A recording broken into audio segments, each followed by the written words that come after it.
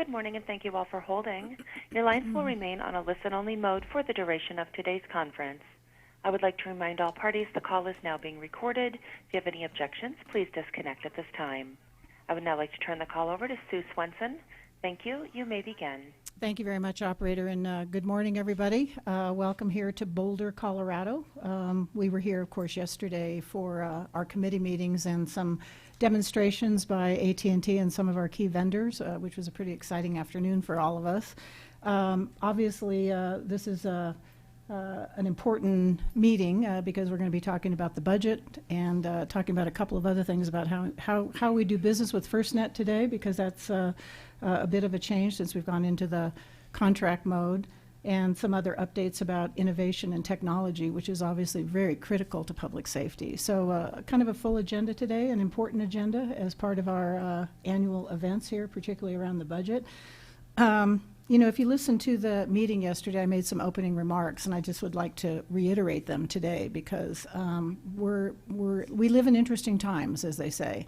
And you know, the last couple of weeks have been pretty dramatic with hurricanes in multiple locations, back to back. And also what didn't get publicity, and Chief Johnson and I are particularly pretty focused on that because we live out in the West. And there's a lot of, in case you hadn't noticed, there's a lot of fires out there, a lot of wildfires out there, to the point where actually, I was talking to Chief Johnson last week, and he said there were so many concurrent wildfires going on that resources were completely tapped out. You know, there's a lot of mutual aid that occurs between the western states, and, you know, the call for help, there was actually more need than there was actual capacity to deal with the wildfires.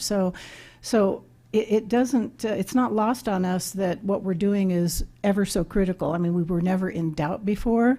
But if anybody was ever in doubt, I think it's pretty clear today why we're doing what we're doing and why it's so important that we're moving with a sense of urgency. We also, I think, you know, during the last couple of weeks, and I'm sure many of you have been involved in some way or another, whether you were in an emergency operating center, whether you were providing financial assistance to either people or animals who were trying to be rescued. Several of you have been particularly involved, and I'd like to recognize that now. Our board member, Anise Parker, who you may know as the former mayor of Houston, actually stood up a shelter pretty quickly as Harvey was approaching, been very involved in public safety, and she was very instrumental in doing that. In fact, was actually in the center in the shelter, and that's frankly why she's not here today, is she's continuing to help with the recovery efforts down in Houston. So I would like to thank and recognize Anise's work, you know, personal involvement in that. Tom Sorley, who you'll hear from a little bit later, of course, who runs our PSAC, we're delighted you're here, Tom, but just so everybody knows, Tom was working, I think, at least 12-hour shifts day to day, sleeping in his office, and we chatted last night about some of the interesting things you learn during these kinds of operations. But Tom, thanks for your personal involvement in that. I know you'll talk about that a bit today. We also had a couple of FirstNet folks involved as Harvey approached Houston. Brian Casa from our technical team was involved in the team in Houston. Jackie Miller-Waring was involved in, I think she was in Louisiana, trying to help out there. And then we have Aaron Ellert was involved in, you know, one of the other hurricane events. So we're all trying to work together. I think it's you know, you kind of see the best of people in situations like this, which is great to see that, you know, that our country comes together in times of need. But I think it makes what we're doing ever so more important as these things approach us. We're hoping we get a little reprieve here with Hurricane Jose because we have some recovery efforts. And of course you're watching, you know, I made the comment yesterday, you know, there's a lot of news that happens around when the event is actually occurring. But there's really important work to be done now, too, in terms of the recovery. You know, there's still a lot of people who are homeless. There's a lot of people who are going to need a lot of assistance to get back their lives in order. And so I hope that the effort and energy that went into publicizing the actual event, that we actually put as much energy into the recovery aspect of that. You know, the event of last week, and we don't lose sight of that, is that, of course, we celebrated the the 16th anniversary of 9/11 last week, and that was occurring at the same time as well. So we obviously took time out to remember the thousands of lives and first responders who lost their lives in that event, and I don't think we'll ever forget that. You know, that certainly, of course, is the reason we're here, and that was, of course, an event from last week. In terms of the effort today, we have a couple of housekeeping matters. We did talk in the committee finance meeting yesterday about the budget. We actually took some video yesterday. Like I said, we had the opportunity to see firsthand some of the technology that we'll have our first responders have access to in terms of the network, which was really great to see it hands-on. And I'm going to ask the board members to comment on that because I think that was very helpful for us to see it firsthand. And I'm very appreciative of all the folks who were involved in putting that together, Mr. Bratcher, you and your team, and a lot of other people to prepare that. I think it was very, very useful and great to be able to see that, and appreciate, you know, AT&T and the other vendors who were there to help us see a firsthand of that. And then obviously PSCR, of course, has been very involved. Well, you know, the work that they're doing, that they've been doing for many, many years, and got to see I think the future of technology that's out there and the opportunities that exist. As I've said before, public safety is now mainstream, and it's really exciting to see that people really see an opportunity here to bring new innovation, you know, to first responders and not sort of after the fact. And so it was exciting to hear what, Derek, you and your team are doing in terms of that future innovation. We're going to get an update on the Network Program Office, obviously very important as we manage the contract now that it was signed, and obviously there is a lot of work underway in the Network Program Office. We knew that was going to be a demand, but obviously very important work for the organization. And then Michael, as always, finish with a CEO update, Mike, at the end of the meeting, and get your thoughts on the organization. So with that,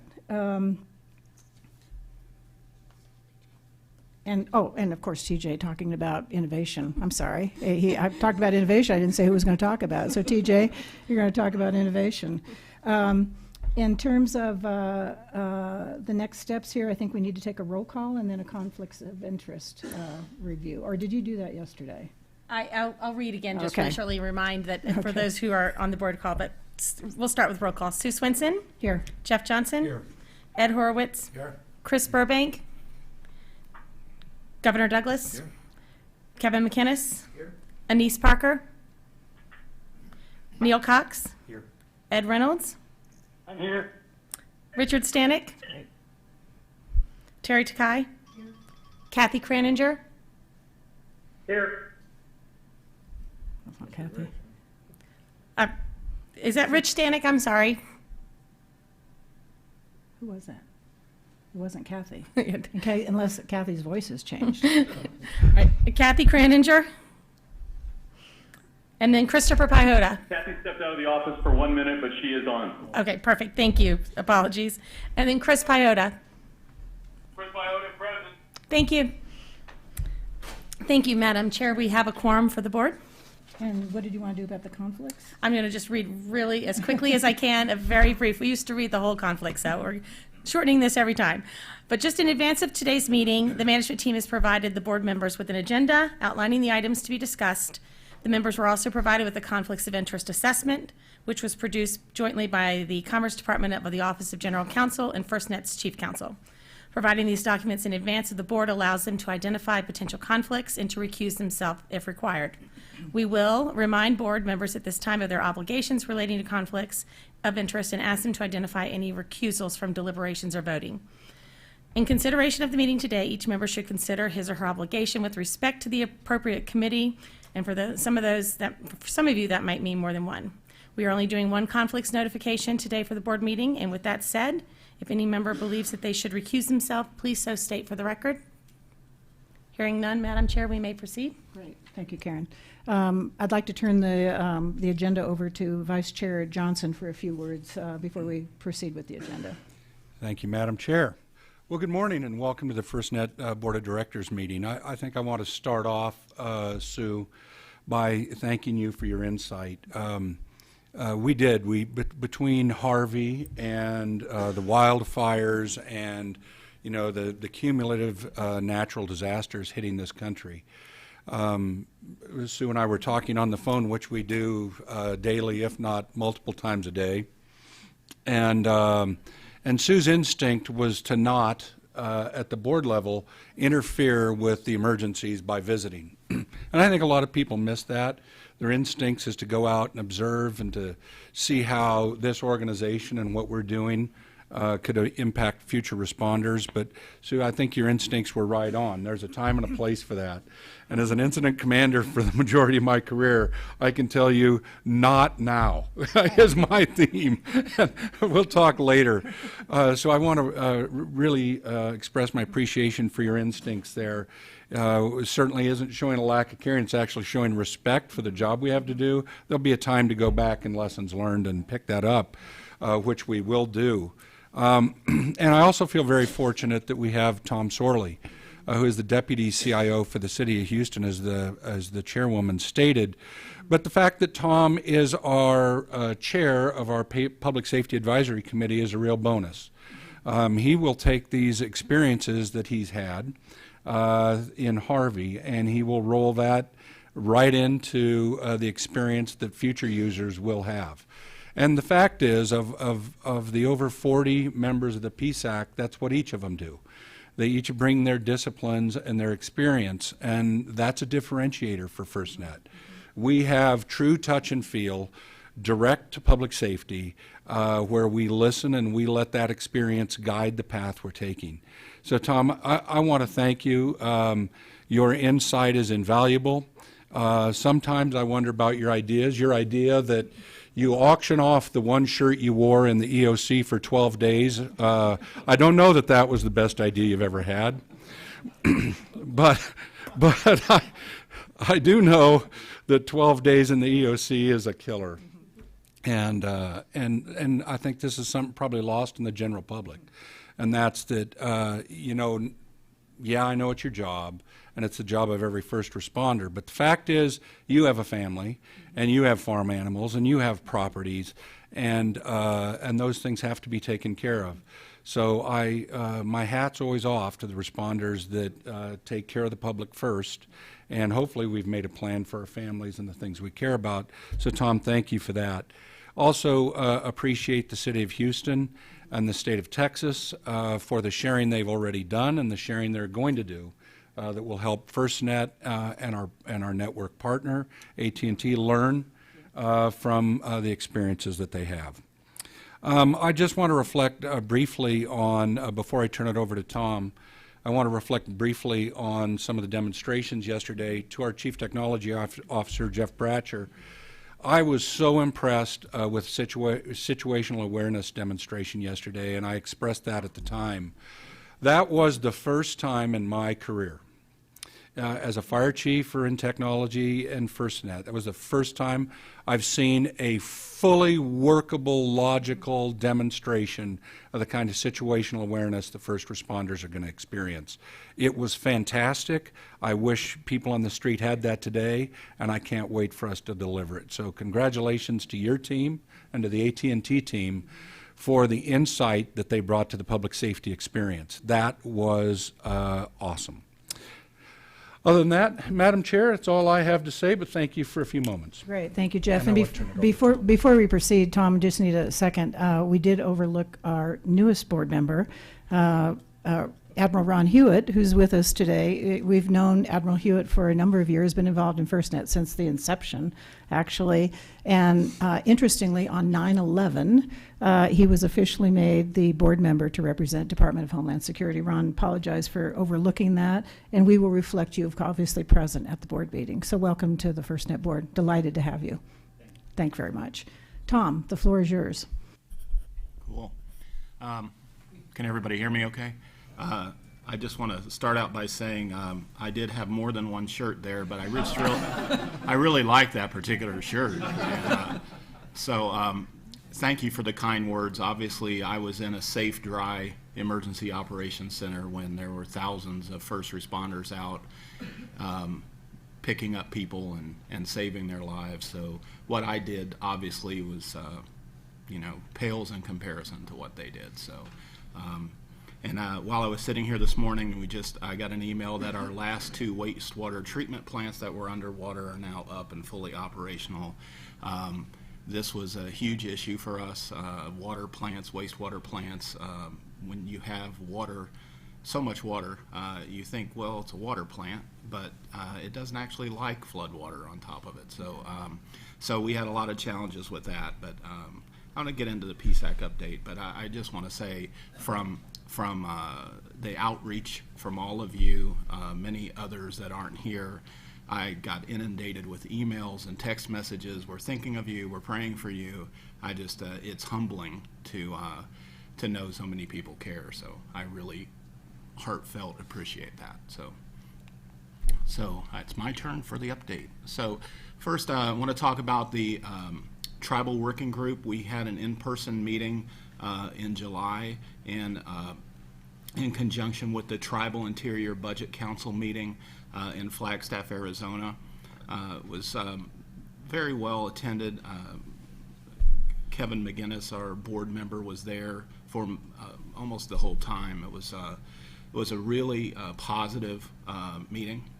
We got a lot accomplished.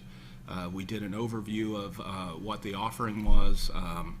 We talked about the tribal consultation policy, which we hope will be forthcoming imminently.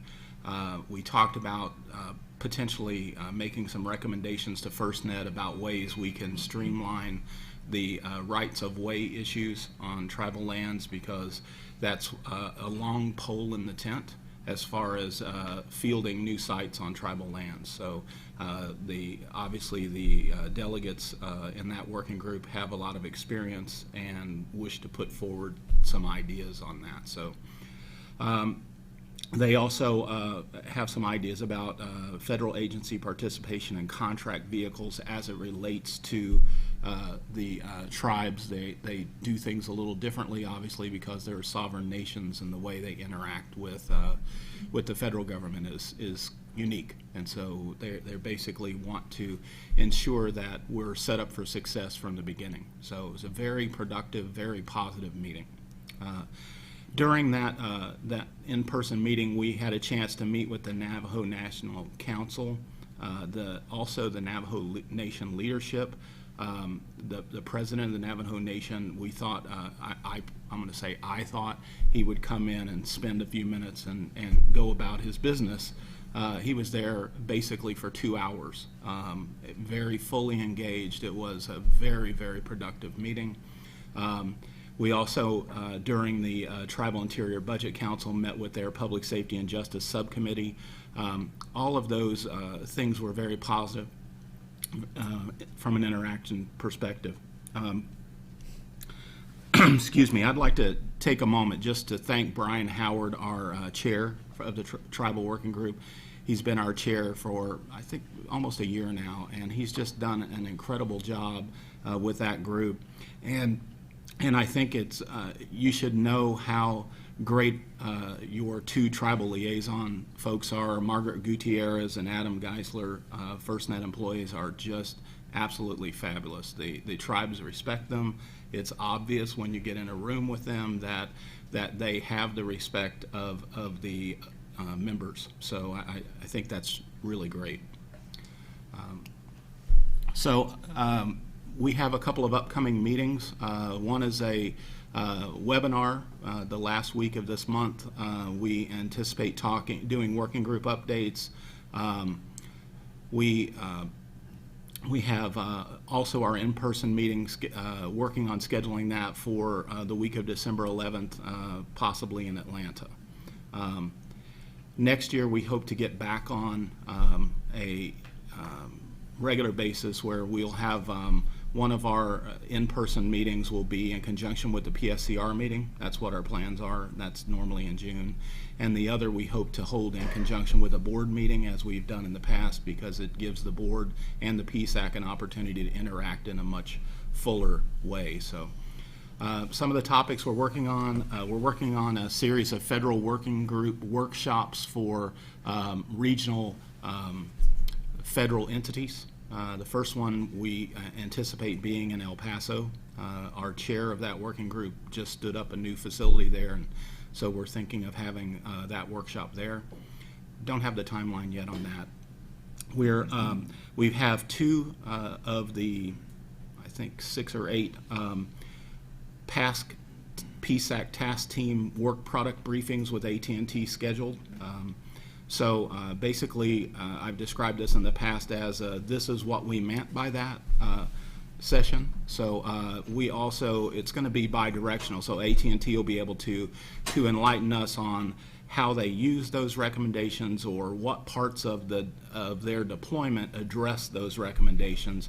We'll look for gaps. We obviously, when we were doing the task teams, there were things we couldn't undertake because we didn't know the partner and we didn't know the solution. So we're going to pull those parking lot items out and kind of do those interactively also with AT&T. So we have 2 of those scheduled. I think it's next week. That's a really good positive thing. We have a lot of PSAC members that were participating and are still participating on the state plan reviews team. I participate in Texas, for instance, and they are able to provide a lot of insight based on their PSAC activities over the last 5 years. So I think it's a really good fit that they're plugging in to that. And we do have some working on scheduling some workshops at the October NCAI meetings to enlighten the NCIA more about what the PSAC is doing on their behalf.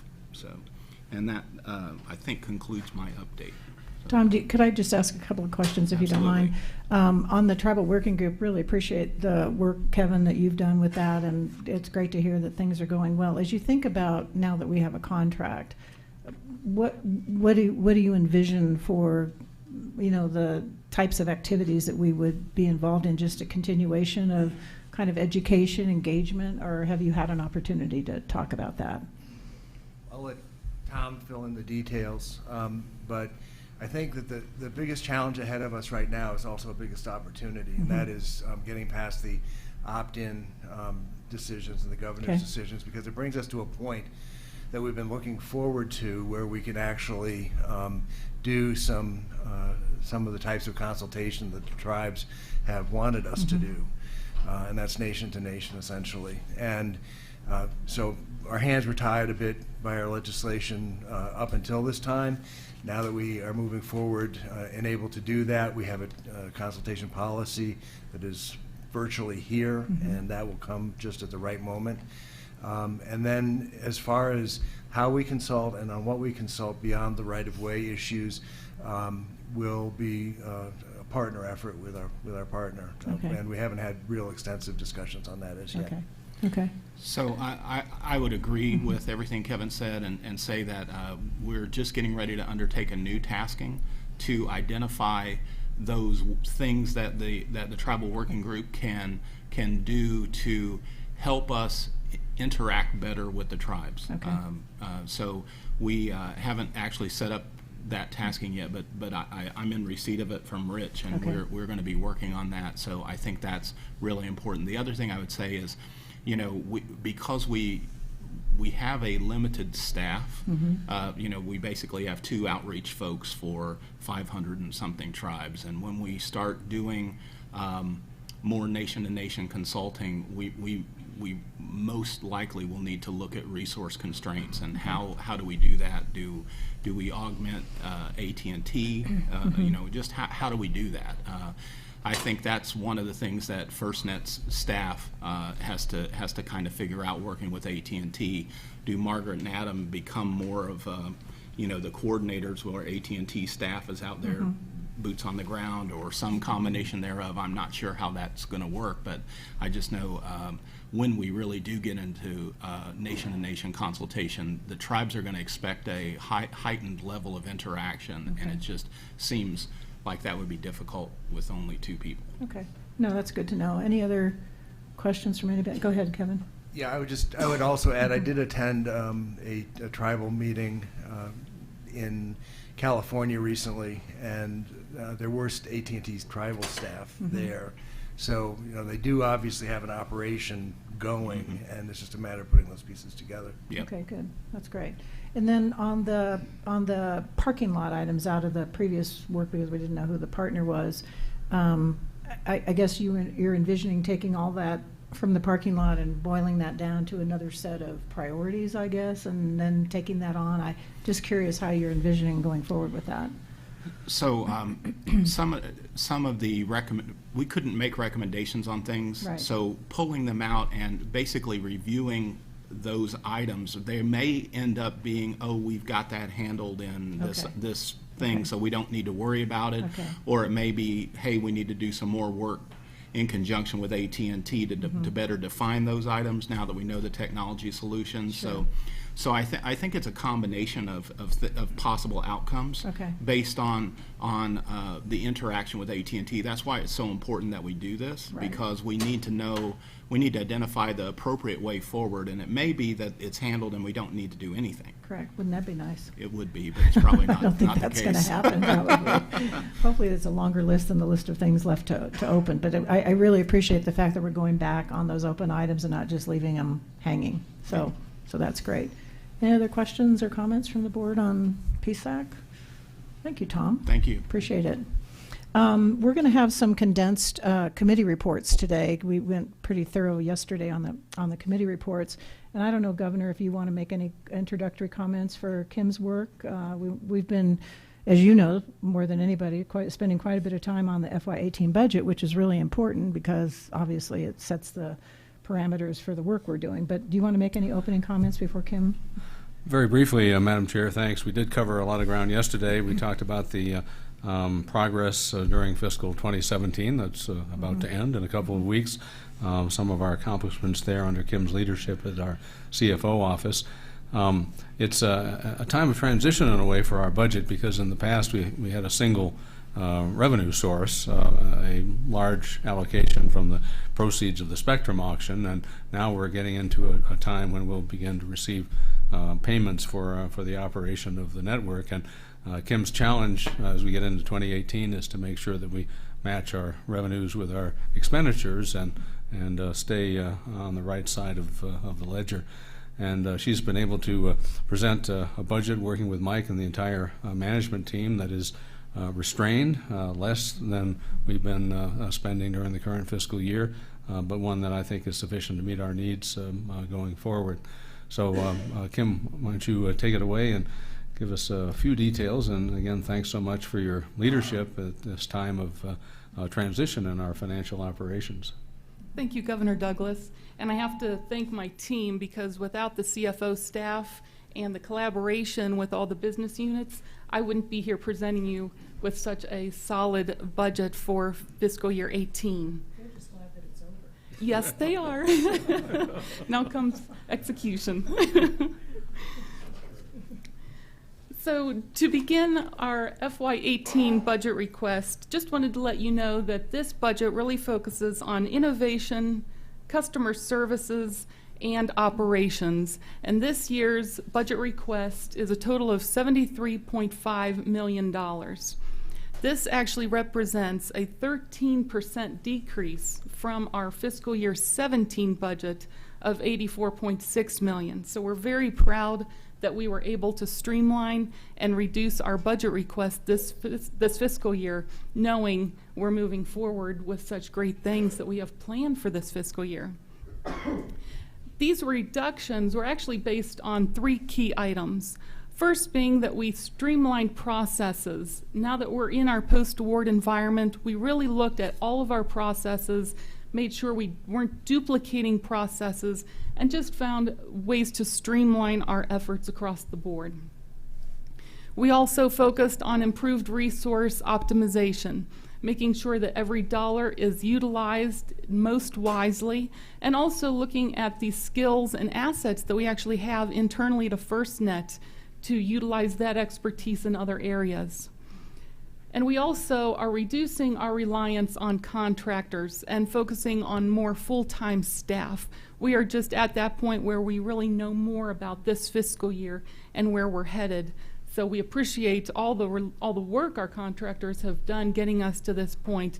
But now that we're stabilizing in our workforce, we're just shifting our focus to full-time staff. And with regard to the total budget request, this includes funding for our staff and our board expenses, which total about 64% of the total budget, and all the other resources necessary to carry out the operations in support of our strategic goals and objectives in meeting the FirstNet mission, which total about 36% of this budget. What I'd like to share with you now is just our approach to the cumulative obligations budget by quarter and by work stream. We have the same 3 work streams that we had last year. We have our public safety work stream focusing on our public safety users and implementation of the just government affairs that we do with the Hill, and just focusing on our outward-facing customers. We also have the network operations work stream, which is, of course, focusing on the implementation, the operation, and the oversight of the nationwide public safety broadband network, our major contract. And the third work stream being our corporate services work stream, which focuses on the operations of FirstNet in support of the FirstNet mission. And as we did last year, we're doing the same this year, really breaking out corporate services into programmatic operations and the administrative operations, just so we have greater transparency into the administrative costs that are hitting against the statutory administrative cap that we have of $100 million. Fortunately, we're doing very well with regard to the administrative cap. Through the end of fiscal year 18, we will anticipate only utilizing 44% of that cap through the life of, since the inception of FirstNet, which is a great news story. The next slide shows you the cumulative expenses by quarter by work stream, and this is supporting our expense budget of $101 million. For fiscal year 18, our public safety work stream will represent about 29% of our total budget. Network operations will be utilizing about 35% of our total expense budget. And the corporate services work stream will be about 36% of our total expense budget. And here you can see the breakout by quarter cumulative throughout fiscal year 18. You'll probably ask, what are you going to do with all this money that you're going to give FirstNet? And what you see here is just a very high level Gantt chart of our key milestones, only those high key milestones for fiscal year 18. We have so much work being done. We couldn't fit it all on this slide, but these are really the key items that we have planned. We're going to be working on the RAN network implementation. We're going to be really looking at our lab testing, which I think a lot of you got to see yesterday. We're also going to continue to focus on governor's engagement and our outreach to our public safety community, as well as continue the typical operations that you've seen to date, and that is the legal support that we need covering all aspects of FirstNet. Maintaining the FirstNet system and the network that is utilized, the operations and maintenance there, as well as making sure that we're focusing on our human capital at the same time throughout the year, and also continuing the implementation of FRED, our FirstNet repository for enterprise-wide decision-making, or our cost accounting and data analytics environment that's new to FirstNet this year. So altogether, that's just a very high-level summary of our FY18 budget request. And what we would like to do today is request through board resolution that the board approve of the proposed FY18 budget of $73.5 million on an obligations basis. as last year was the same, allow management to enter into all necessary agreements to meet the strategic goals and objectives of this budget. And this also, we also request the board approve us utilizing a 10% reallocation option for funds transferring between those three work streams that I discussed, and also in the aggregate 10%, no more than 10%, or 15% in any individual major work stream. Madam Chair, this is similar to the resolutions we've presented and approved in the past. The flexibility has been more than adequate for Mike and Kim, and as the board members know, we discussed this at some greater length yesterday, and on behalf of the committee, I'd like to move adoption of the resolution.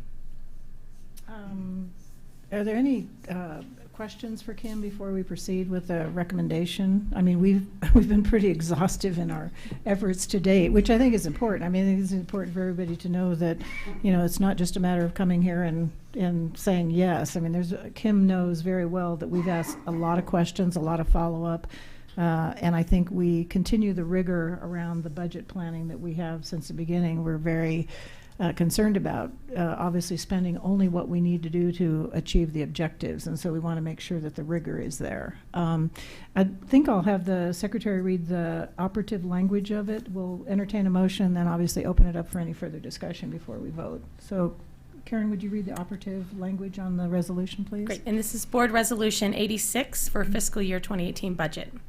Now therefore be it resolved that the board hereby approves senior leadership's fiscal year 2018 budget of $73.5 million on an obligations basis as presented by senior leadership for the three major activity categories: network operations, public safety, and corporate services of FirstNet's operations.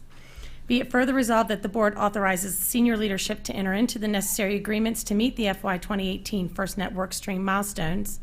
And be it further resolved that the board authorizes that senior leadership may reallocate up to 10% of the funds from any of the three major activity categories to another major activity category for an aggregate of $7.35 million. Senior leadership may exceed the approved obligation level of the three major activity categories by no greater than 10% in the aggregate or by 15% in any individual major activity category. This budget amount of $7.35 million may be apportioned commensurate with the $73.5 million base budget for the availability at the beginning of fiscal year 2018. Great. I think we have a motion. Is there a second? Second. Thank you. Any further discussion? You know, I would just like to make one comment, and that is I think the only kind of more uncertain thing about the budget this year is really around program management. You know, the MPO office, Mike, in terms of, I mean, you have some flexibility, I think, built into that, but I think that would be the only area that we probably are less certain about in terms of the expenditures this year. I mean, would you agree with that? Right. You know, we have a pretty good snapshot of what we think the level of efforts will be based on our first 6 months of the contract, but we do have provisions in this budget that if we find that the workload for the working alongside AT&T and applying the proper oversight more is needed, we do have the flexibility within this budget, and also with this 10% allocation, up to 10% allocation to surge if need be based on the circumstances as the contract gets into its next logical part. Okay, great. Well, I just wanted to make a point of that because, you know, every year I think we get more certain about parts of the business, and this is probably the area that has probably the least certainty this year, but everything else I think is pretty clear. So with that, all those in favor, please signify by saying aye. Aye. Aye. Those opposed, same sign. Any abstentions or objection? Great. That resolution is passed, and I assume that'll be on the board, the FirstNet site at the end of the meeting. With that, we'll go on to the governance update. The governance committee unusually has been more busy than usual. Usually, you know, the work that we do is not like the finance committee or the outreach and technology committee, but we've been pretty active since last year. And the thing that we've been busy with is really the board member nominations. We have a couple of reappointments that are up for reappointment, and we also have some open seats that we need to fill. So we've been in the process of interviewing candidates. I think we started last year, like in August or September, and we continued through the first part of this year as we got new submissions. We received quite a bit of interest. I think, just as a reminder, the legislation is pretty clear about the types of requirements and background that we're looking for. So even though there may be a number of people in a particular category, we have to make sure that we keep those things in mind as we do the appointments. So the governance committee concluded their work, and we made a recommendation to NTIA, and NTIA has moved that recommendation up to the Department of Commerce. A lot of background work and check occurs before that recommendation. So NTIA did their preliminary work and felt that they could move forward with the recommendation, and it is in the Department of Commerce's hands now, and we'll just wait to see what they say. We're hopeful that we can announce the new board members in due course. Until that time, our existing board members have been continued. We did that previously. I think we did that last year. And the existing board has been continued to the end of December, or if the appointments come, then those change will occur at that time. We also, look forward to making those announcements, and we'll make those as soon as possible. The other thing I want to cover on the governance committee is that we have some exciting news. Actually, we've talked a lot about the RFP process, and as you know, there was a team of people who worked very diligently with the 16 objectives. There were a lot of people involved in that process. It was, I think, validated through the protest, just the quality of that work. And I'm very pleased to announce today that we have a FirstNet team winning a Commerce Gold Medal Award. And as I understand it, I don't work in the federal government, but as I understand it, this is quite significant to be recipients of this. And so I want to call out who the recipients, and this is an event where the recipients, along with a guest, will be invited to Washington, D.C. To receive this recognition on September the 26th. And so if we have some of the recipients in the audience today, and so what I'd like to do is name the recipients and have you stand up and be recognized by the group, and congratulations. I mean, this is really terrific news, and I think very well deserved. So with that, Monsef Belkad, Monsef, I think you're here. I saw you come in. Monsef? Oh, he just stepped out. Okay, we'll have him step up when he comes back. I don't think Terry Callahan is here today. She's probably back in Ruston. But Terry, congratulations. Terry was involved in this from the very beginning. She was at the Department of Interior when this all started, and of course is a FirstNet employee. So it's great that she's on that team. Brian Hobson, I see you in the audience. Brian, congratulations. Brian Casa, Brian's not here. He's probably in Texas somewhere, right? Paul Madison, our Deputy Chief Counsel, was very involved, and of course he's in Ruston, very involved in the protest and the resolution of that protest, and so congratulations, Paul. James Mitchell, I see you in the front. James and I have had many conversations at the beginning of the RFP process. In fact, we chatted yesterday about that. Remember writing something on his whiteboard in the old offices in Reston, right? So really excited that you're on this team, and the recognition very well deserved. Peggy O'Connor, Peggy, so you stand up, please. And Peggy's in our Boulder office, and Peggy was very involved, obviously, along with Monsef, in the RFP process, and still continues in her role at FirstNet in terms of overseeing the execution of the contract. John Quinlan, who's not here, he's the Deputy CFO in Strategic Planning. I met John in the early days of FirstNet when he was at OMB. We got off to a little bit of a rocky start, but he's recovered since then. So I'm really happy that he's on the team and being recognized. Matt Schiller, who is the Director of Financial Strategy and Development. But Matt, is Matt still with us? Okay, because I haven't seen Matt recently. So what's that? You're working him too hard. Okay, great. So anyway, so Matt, congratulations to Matt. You need to let him out a little more often, I think. And then Patrick Schwinghammer. And Patrick, you're here. Great to have you on the team and recognize. Congratulations, Patrick. Patrick's been with FirstNet for quite some time and very instrumental in the RAN development and continued work, particularly now in deployment. So congratulations for being on the team. And he was the first contractor. Exactly. Yeah, I was thinking back to that. Exactly. So you've been through the ringer, Patrick. So congratulations. Nice to have you being recognized. But anyway, I think we should just give them a round of applause.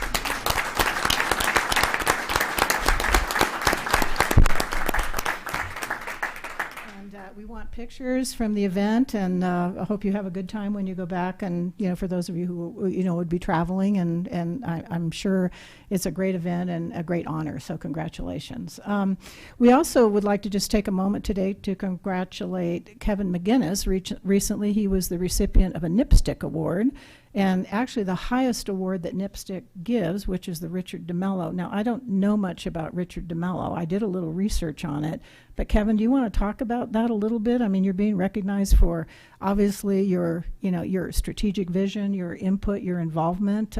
But any comments you want to make on it? I mean, this is quite a nice recognition. Well, thank you very much. I appreciate that. And I've been working with NIPSTIC, I think, for about 13 years or so now. And I got to tell you, I serve in this capacity as a telecommunications advisor for some national EMS associations. And when I first came into public safety communications, it was because I was the paramedic who kind of didn't step backwards fast enough. But I've enjoyed my participation. I've enjoyed being a policymaker among engineers who actually know what they're talking about. And I got to say that NIPSTIC is one of the premier public safety communications organizations in the country, if not the world. The volunteer talent that it brings to bear to do FCC filings on behalf of public safety, to do white papers and produce studies to support FirstNet and the PSAC. The history has been solid. And they've made me look so darn good as a technology advisor. So, I've told others that I'm getting an award for what seems like eating chocolate ice cream for 13 years. Just a small cog in a really cool machine. And so that's what NIPSTIC's all about. Well, I'm really pleased that they took the opportunity to recognize that contribution, Kevin, and we're proud to have you as a FirstNet board member. Additionally, our very own Tom Sorley received a NIPSTIC award you got the leadership award, Tom, so congratulations for that. You served on the technology committee, I think, as far as NIPSTIC, so make a few comments about your involvement, just like Kevin did. It would be interesting, I think, for people to hear, the number of years, I think, is staggering, the amount of investment that you've made, so I think it's always impressive. I mean, this is not like being on a committee for 6 months.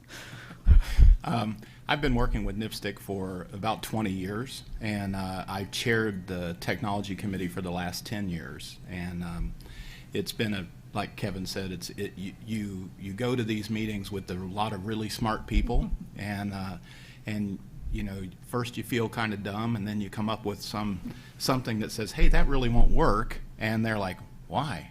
And to me, that's the big power of NIPSTIC. It's bringing all these disparate groups together, and they produce good work because we each bring our own little piece of the perspective, and that's what really makes a good consensus document. And so, for me, I've just been blown away by who I get to work with in NIPSTIC, and being chair of the technology committee when we produced so many of the public safety requirements that fed into the FirstNet network development and those sorts of things, it's so incredibly rewarding that, yeah, it's a lot of work, right. but the rewarding part of it is you really have an opportunity to make a difference, which I think is why we're all here today as well. So I'm very humbled to get an award from them for that. So. Well, congratulations. Let's give a round of applause to Kevin and to Tom.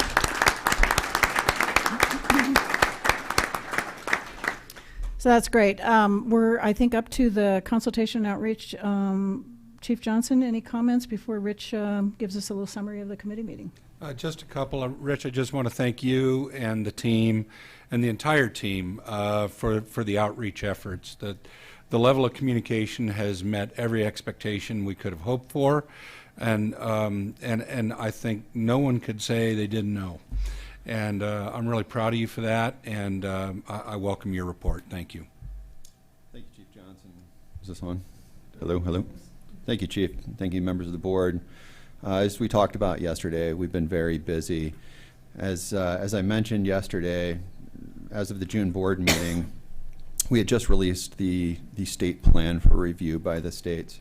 And that started a 45-day window of review that allowed the states to take a look at the state plan content prior to it being delivered to the governor. And I always start out my briefs by saying thank you to my team, but I have a lot more folks to thank on this particular board meeting. I want to thank not only the state plans team for the outstanding work of developing the content that we delivered on June 19th, also the members of the AT&T team and the Sapient team that helped produce that content and the portal in which we shared it.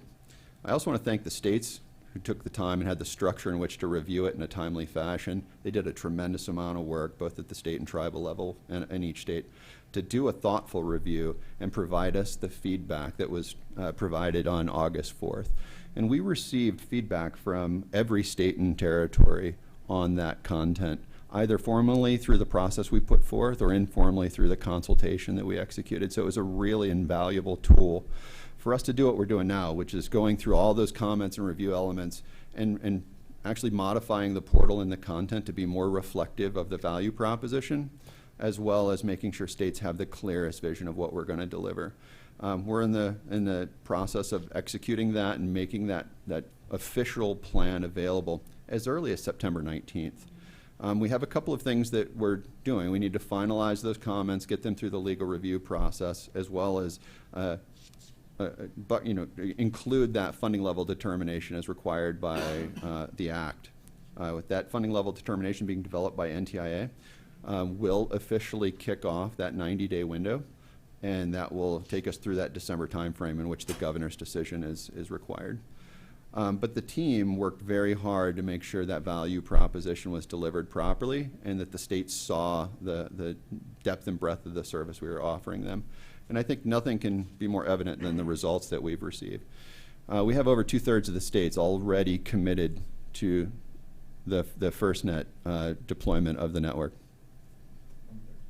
I'm sorry, 1/3 of the states. That's why he's got to see it. Yeah. I was going to say, thank that's you. a lot of progress since yesterday. Yeah, I'm sorry. 1/3 of the states have committed to opting in. As you can see by the map, we have a large commitment, and that is the result of a lot of hard work by the teams that went out and consulted, by the AT&T team that helped us consult, as well as the states who reviewed the documents and got that decision memo in front of their governors for our execution. 20 is good. We have more coming in the very near future. And we hope to achieve the execution of that official state plan window, which will start the official review process as required by the Act. And then ultimately, as everyone knows, the governor has a couple of ways to go. They can either make the decision to opt out or do nothing, which results in the opt-in. But very pleased with the team overall in the execution. Any questions before I move on? So one of the things we didn't get to yesterday was the participation in the response efforts for Hurricane Harvey, as well as the other storms that are currently active in the position of being watched for how they might hit landfall. I want to thank the team members. We mentioned Brian Casa, Jackie Miller-Waring, and Aaron Ellert for their participation in those events. We looked at this as a continuation of our consultation activities. We wanted to and we were invited to participate in those emergency operations centers to observe not only how the commercial networks performed and how the response was taking place by AT&T, but also how the states prepare and how they respond to these activities. And we understand that every storm is going to be different, every event is going to be different, and frankly, the response effort's going to be different. So having FirstNet really firmly understand how that effort takes place and what the response looks like will make us better suited to respond to future events. And I want to thank the states that invited us into their EOCs to observe those events. It was really beneficial. And we're going to develop some firm and official lessons learned and outcomes from that will affect how we engage the states in future events. Just a couple of things around the Hurricane Harvey. As Tom mentioned, this was an unprecedented weather event. And from everything I've heard while having dialogues with the response teams, AT&T did a really nice job at not only responding to the event, but also preparing for the event, pre-positioning assets, making sure that they had the right assets and generators and equipment and personnel in place to effectively respond to that. One of the things they had in Harvey, especially in the Texas area, Houston area, as Tom mentioned, was just inundation of water. It was not only a wind event, it was a flooding event. And AT&T did a good job at preparing their infrastructure for that water, as well as responding to that once COs were flooded and inundated with water. I think the other thing, and Tom can add to this if he would like, is that Texas did a good job partnering with AT&T to get their staffs out into those sites via air and water to respond to central offices that were struggling or having problems. So I think all in all, it was a really well executed event, and everyone involved did a great job at minimizing the impact to telecommunications infrastructure. Hurricane Irma, we chose not to send FirstNet personnel into harm's way. Obviously, the relationships in the territory is far more difficult, as well as the nature of the life safety risks in those events were much higher. It's not to say in the future we won't participate in a pre-positioned activity there, but in the case of Irma, we chose not to put people in harm's way. But again, we are in contact with the response folks and the people who are doing the response and making sure that we're providing any support we can. And I know that AT&T is doing that as well, both at the state and local and the federal level, and providing the response and assets they need to communicate. And as I mentioned, we're watching Tropical Storm Jose and making sure that we're doing everything we can to make sure the assets and personnel are in place to achieve a good response if that hits land. You know, Rich, and be interested in other people's observations, but as we did, and we had the opportunity to look yesterday at some of the new technology and the capability, I mean, I have been in a couple of emergency situations, not flooding, but other kind of more earthquake related, but it's really interesting to see the new technologies that are coming out and the new capabilities that are coming out that would be much different from the experiences I've had, because we have different situations where you can't take in your typical legacy kind of emergency response things, but just the aerial capability and just the new thing. I mean, I thought that was really encouraging, because obviously we're going to have other emergencies, and having this new capability to support public safety and make sure that they've got the communications capability to send data, to send information, to do situational awareness. I was very impressed by that. So I don't know if the other board members have any reaction to that, but I'm really glad to have been able to see that. And Chief Johnson, you missed a portion of it yesterday, but I just want you to know that there was a particular comment that I'm sorry you weren't there for, and they said, even a firefighter could put up one of these, these cows. So, Wow. I mean, it's firefighter proof. So I just wanted you to know that comment was made particularly for you. I did hear that. Yeah, that had to be my good friend Sheriff Stanek. No, actually, No, actually it wasn't. Actually, it was the vendor who made that comment. The vendor formerly with FirstNet. They did say it was fireman Kevin? proof. Yes, they did, and they said that came from great experience with public safety. So, one thing that I was impressed with yesterday in the demonstrations that go directly to this, we've talked about a lot of these things sort of as concepts, right? So yesterday we got to hold the devices, and we got to throw the devices and sync the devices and just watch them work in push-to-talk and other modes. But we've also talked about how are we going to bring FirstNet to rural areas when these kinds of things strike. And we've talked about deployables, and we see these big trucks, and we see things that get pulled behind trucks, and we see things that can probably get put in something. But we've talked also a little bit about making public safety response vehicles into their own systems on wheels. And to me, that's going to be the ultimate solution for getting it where we need it. And yesterday, for the first time, I saw an E-Node B that was this big, by this big, by this big, and weighed 10 pounds. We've got it, and that was what really stuck with me.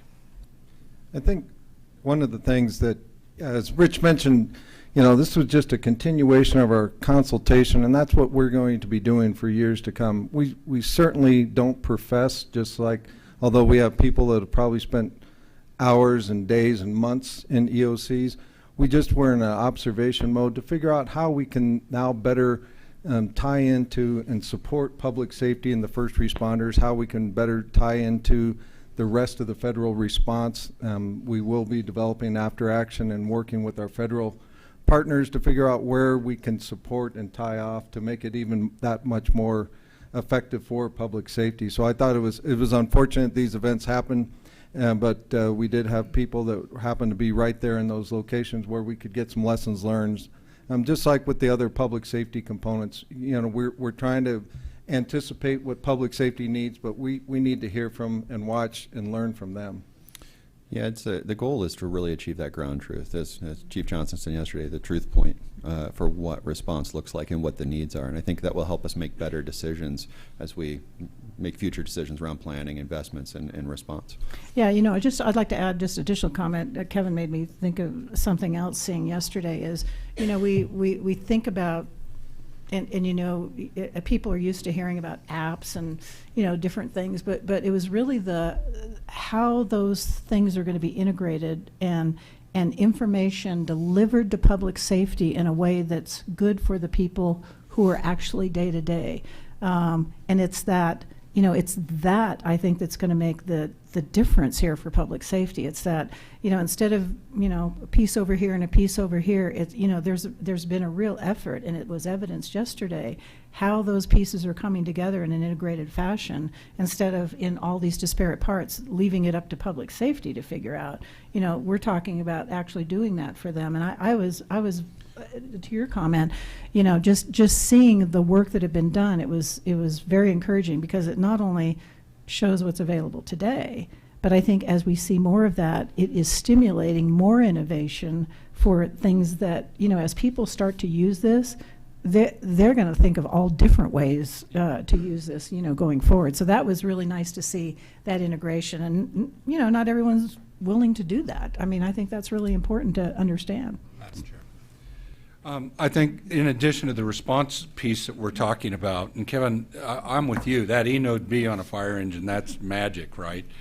But in addition to the response piece is the whole change that happened with Northcom, with Presidential Order 5, this notion that in anticipation of an emergency, we can anticipate and pre-position resource. That it's actually a huge part of this, because what you can't do is you can't throw resource into the path of a hurricane just to have it wiped out. What you can do is pre-position it in a safe location so it can come out when it's usable. You can anticipate where it is and pre-position around the edges and have preordained and arranged ways of getting those resources in and getting it up quickly. This pre-positioning thing, this planning component to response, is actually one of the most important pieces to response. And I think I saw that yesterday in our team. I'm seeing that in how we're deploying resource. We're seeing that in AT&T, and I love watching kind of our allied associations from NIPSTIC, SAFECOM. I love it that people are thinking about it. That's going to be a big part of what we do in terms of being successful when the emergency hits, because some of these things are just not survivable from an equipment and a human perspective. You've got to get on the edge and move in when you can. Right. Admiral Hewitt, you and I had a conversation yesterday. Why don't you make a comment about just the kinds of things we were thinking about in terms of the resources that exist within the federal government today, and just the ability to leverage those resources in addition to what we're doing. I mean, you think there's possibilities to do more than we're doing today, is what I heard you say to me. Well, just thanks, Chairwoman Swenson. What we were talking about yesterday was the fact that for both Irma and Harvey, we within DHS, we support FEMA in terms, which is part of DHS, but emergency support function 2, which is communications. And so our group works with that and coordinates that. FEMA has a bunch of MERS, or mobile emergency communication suites and stuff. And we also work with the vendors to pre-position. And now with FirstNet coming online, we looking at how do we roll you into the ESF2 response. And that's what we'll be working on over the next few months. So if I may, just a couple of more points. So I know that AT&T did a couple of unprecedented things during these responses. One, they made quality and priority available to first responders in the affected areas, whether they had opted in or not at this point. It was really an unprecedented effort, and I think it was very beneficial to public safety. I know they rolled a lot of assets and equipment down to Florida, for example, and they were the first ones handing out equipment and providing service in the areas that were most affected in southern Florida. And they made quality and priority available, even though Florida had not opted in on those devices they issued. And I think those efforts, where public safety can see the commitment that AT&T is making on behalf of FirstNet to those public safety officials, are really important. And everything we're hearing from all the anecdotal, without the official after-action reports coming out, is that it makes a huge impact. And public safety is seeing the commitment that FirstNet's making to them in terms of emergency communications. And we look forward to having dialogues around ESF2, Admiral. That's all I have. That's it. Great. Any other questions or comments for Rich while we have him? The last report, committee report, is from the Technology Committee, and of course we had it felt like a technology meeting yesterday, a complete meeting, but like I said, really, really good.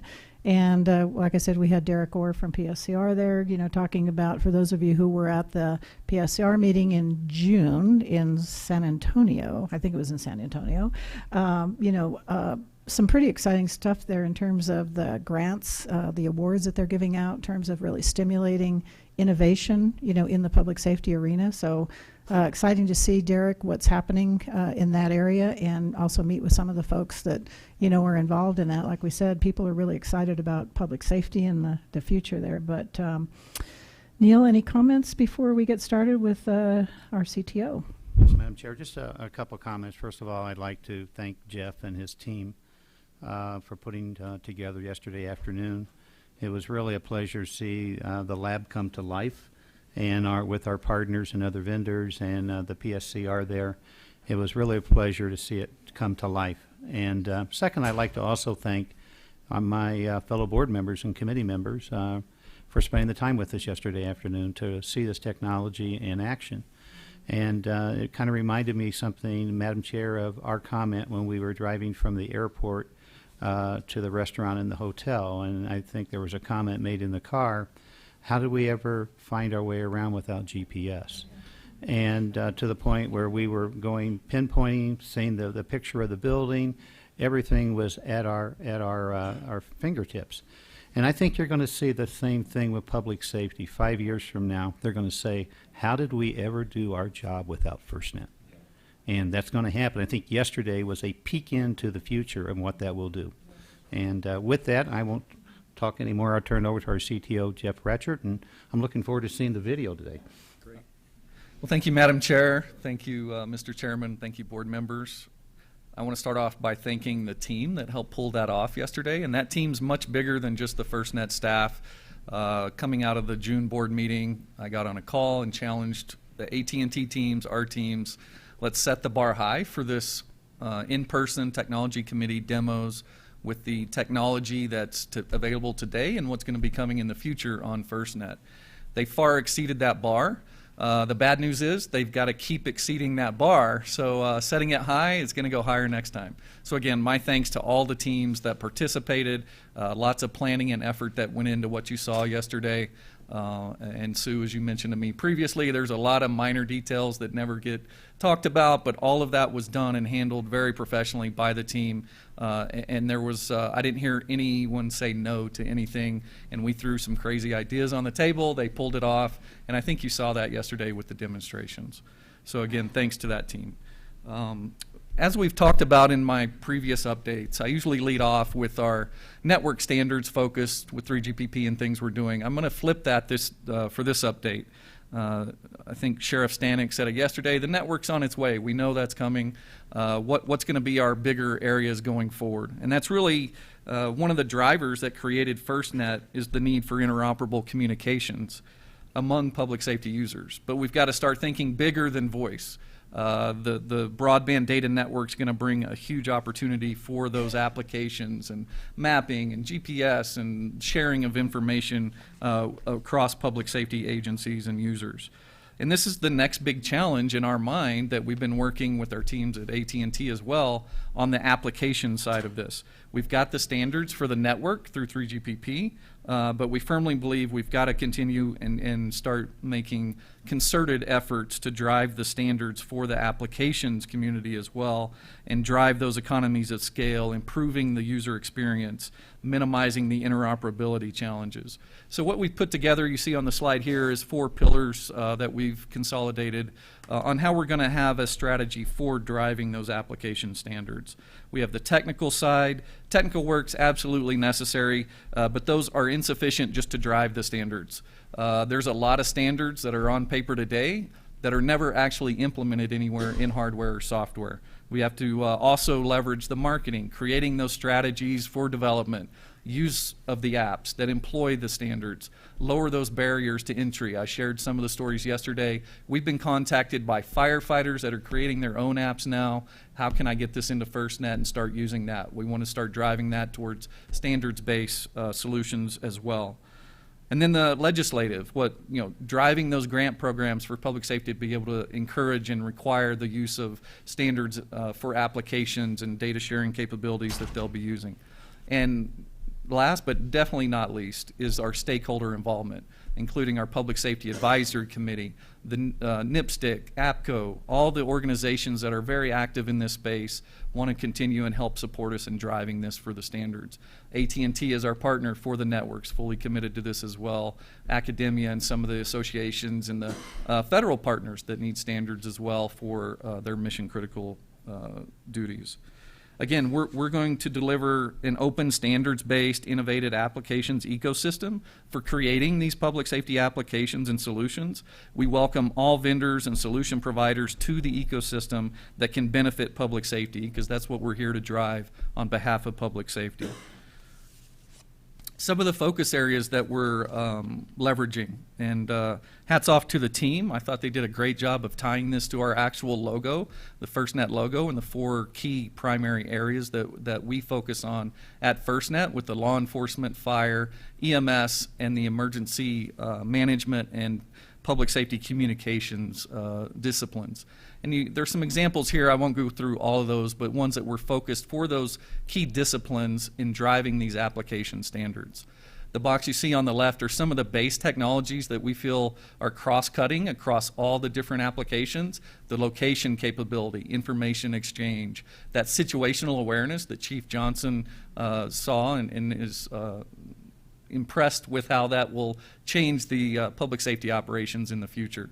And then data analytics. That's a huge one that I know PSCR is focused on as well. How do we consolidate and anonymize all this data coming in to be able to use it for public safety to do their jobs better, respond quicker, and not waste time trying to parse all that themselves. And then some of the future technologies, the Z-axis acquisition, that 3D geolocation, getting to that sub-meter or meter resolution that public safety needs to do their jobs and save their fellow public safety in bad situations. The mission critical standards-based services that are coming in the future, and I've got a little more on this later. Those applications, Internet of Things, the virtual assistants, AR, VR, that we saw some of that happening today now in industry. And then ICAM enhancements, again, that identity, credential, and access management of those users, so when they sign onto their device or on the system, it knows who they are and they know what data they need to do their jobs without them having to put a lot of thought into that. Moving on to devices. So I was very pleased that AT&T brought a full suite of devices that are available to those opt-in agencies today to get priority services on the AT&T network, with preemption coming later this year. But we also have devices that public safety has told us we need this type of device to do our jobs, and we're focused on the disciplines and driving that ecosystem with AT&T and their equipment manufacturers to bring those devices to bear for public safety in the future. Around the protection, the connection, and situational awareness, driving that for the disciplines. We've had great involvement with our Public Safety Advisory Committee, the different organizations. In the future, we're definitely going to be leveraging our user groups, people that are actually using FirstNet. We're going to have some announcements in the near future, I think, on how we're going to start driving that and making sure the technology team and the customer office team understand what those users need in the field and distilling those needs to influence the device ecosystem into the future. A big topic area we've been spending a lot of time on recently is and even in industry, there's a huge push for the Internet of Things. Those connected devices that aren't your phone or other things, it's your sensors and things that have internet connection capability on these networks. We're focusing on the Internet of life-saving things, and that's a term we've been kicking around. We went through different iterations. I believe TJ in his innovation speech will be talking more about this, but focusing in for public safety on these personal area networks, the sensors for firefighters, police officers. We saw some examples yesterday of the holster sensors and the video cameras that the police officers wear. So we have a team dedicated on this now. We'll be leveraging, again, public safety direct involvement with this. We're really excited about the future in this space, as well as AT&T and their vendors that are supporting that as well moving forward. So I've talked about applications. I talked about devices. Our radio access network, and I want to reiterate again the solution that AT&T that has brought to the table for public safety. And I think it's really illustrated in the right box here, top right box, that when we developed the RFP and leading up for the last 10 years, I would say, even before FirstNet was created, was getting the spectrum for public safety to do this, and that was the Band 14 spectrum. We developed an RFP creating a Band 14 dedicated network for public safety. As we got through the evaluation and proposal phases and working with AT&T, they brought to the table, we've decided not just to create this Band 14 network for public safety. We know public safety has wanted priority and preemption for their wireless communications for many years. We're going to offer that on all of our LTE bands. We want to accelerate time to market because honestly, public safety needs this network now. Madam Chair, as you mentioned, it's been 16 years since 9/11. The final report out of the 9/11 Commission was in 2004. So it's time. They need it now. And AT&T stepped up and said, while we're getting Band 14 deployed into our network and continuing on, because you may not always have Band 14 or other bands, any LTE band we have, public safety will get priority and preemption on those bands on the FirstNet network. And I want to stress that. I stress that every speech I give and other presentation. That is a game changer. It is the first in the world, and there's other countries watching this, and we've been told we're shocked that they did this. And I think it comes from the CEO down at AT&T who said it's the right thing to do. It's what public safety in the United States needs. We're going to make that happen. And thanks to FirstNet for spurring this with our spectrum and the funding we had to get this going. So it's and the graphic we use on the bottom right is what really resonates, I think, with me and with public safety. Top left of that, we were focused on a Band 14 one-lane highway, two ways of traffic on that lane of highway for public safety dedicated to them. Commercial users would be on it as well. We'd kick them off with the priority preemption. Now AT&T is bringing a multi-band interstate of data for public safety to use. And when they need that full lane of highway, all the lanes of highways, just like we do today when you hear the sirens or see the lights go on the vehicles for ambulance, fire, and police officers, everyone gets off the highway. They're doing that for public safety on the commercial network, as well as Band 14 as it's rolled into the network. So we're really excited about that. You saw that in the lab yesterday. We have the commercial bands. We have the Band 14 equipment that will be integrated and online here in the near future with the dedicated FirstNet core that AT&T is standing up. Speaking of the core network, so the dedicated FirstNet Public Safety Core Network, that will be implemented by March of 2018. We have completed the critical design review of the core network. And again, this is another wireless industry first that AT&T is doing. This is in addition to their commercial core network that's operating now, running their system, that will also be available as failover if there's any components of this. They're building in the hardening and resiliency. I'm not worried that that's going to happen. And this is a geographically redundant core dedicated network for FirstNet. And it will be implementing our network identifier that will identify every public safety user and direct all their encrypted traffic to our dedicated core with FirstNet and AT&T. It's going to provide those basic network services, the mission critical services in the future, and secure access for those public safety enterprise networks and PSAPs and agencies that want to connect and host their applications, their use of what they do today for their responders, make that available. And again, I mentioned the full network sharing among Band 14 and their other LTE commercial bands. And this is leveraging a standardized capability that's called multi-operator core network. And that is in the 3GPP network standards. They're implementing that. And there's a lot of other operators across the world looking to understand and implement this as well. Again, it's driving. Yes, sir. Jeff, would you mind talking? We talk about 3GPP, and for some of us, we know what that is. But coming out of a career where it's been a little bit of a digital free-for-all, could you speak to what is 3GPP and why that's important? You are a great straight man. That's my next slide. So I'll move to that one now. So what is 3GPP? It's the third generation partnership project. And this standards body is a global initiative that creates the specifications and standards for long-term evolution. LTE is the technology that public safety chose back, Tom referenced some of the requirements work that NIPSTIC did and others. They chose LTE to be their technology of the future for broadband. And it was a great choice because, as I gave some bullets yesterday, LTE connections are forecasted to hit 2.5 billion by the end of this year, that's worldwide, 3 billion in 2018, and 5 billion in 2022. So this is a continually expanding connection for LTE worldwide. The 3GPP body creates those standards and specifications that all the carriers and vendors implement to ensure it's interoperable at the network level.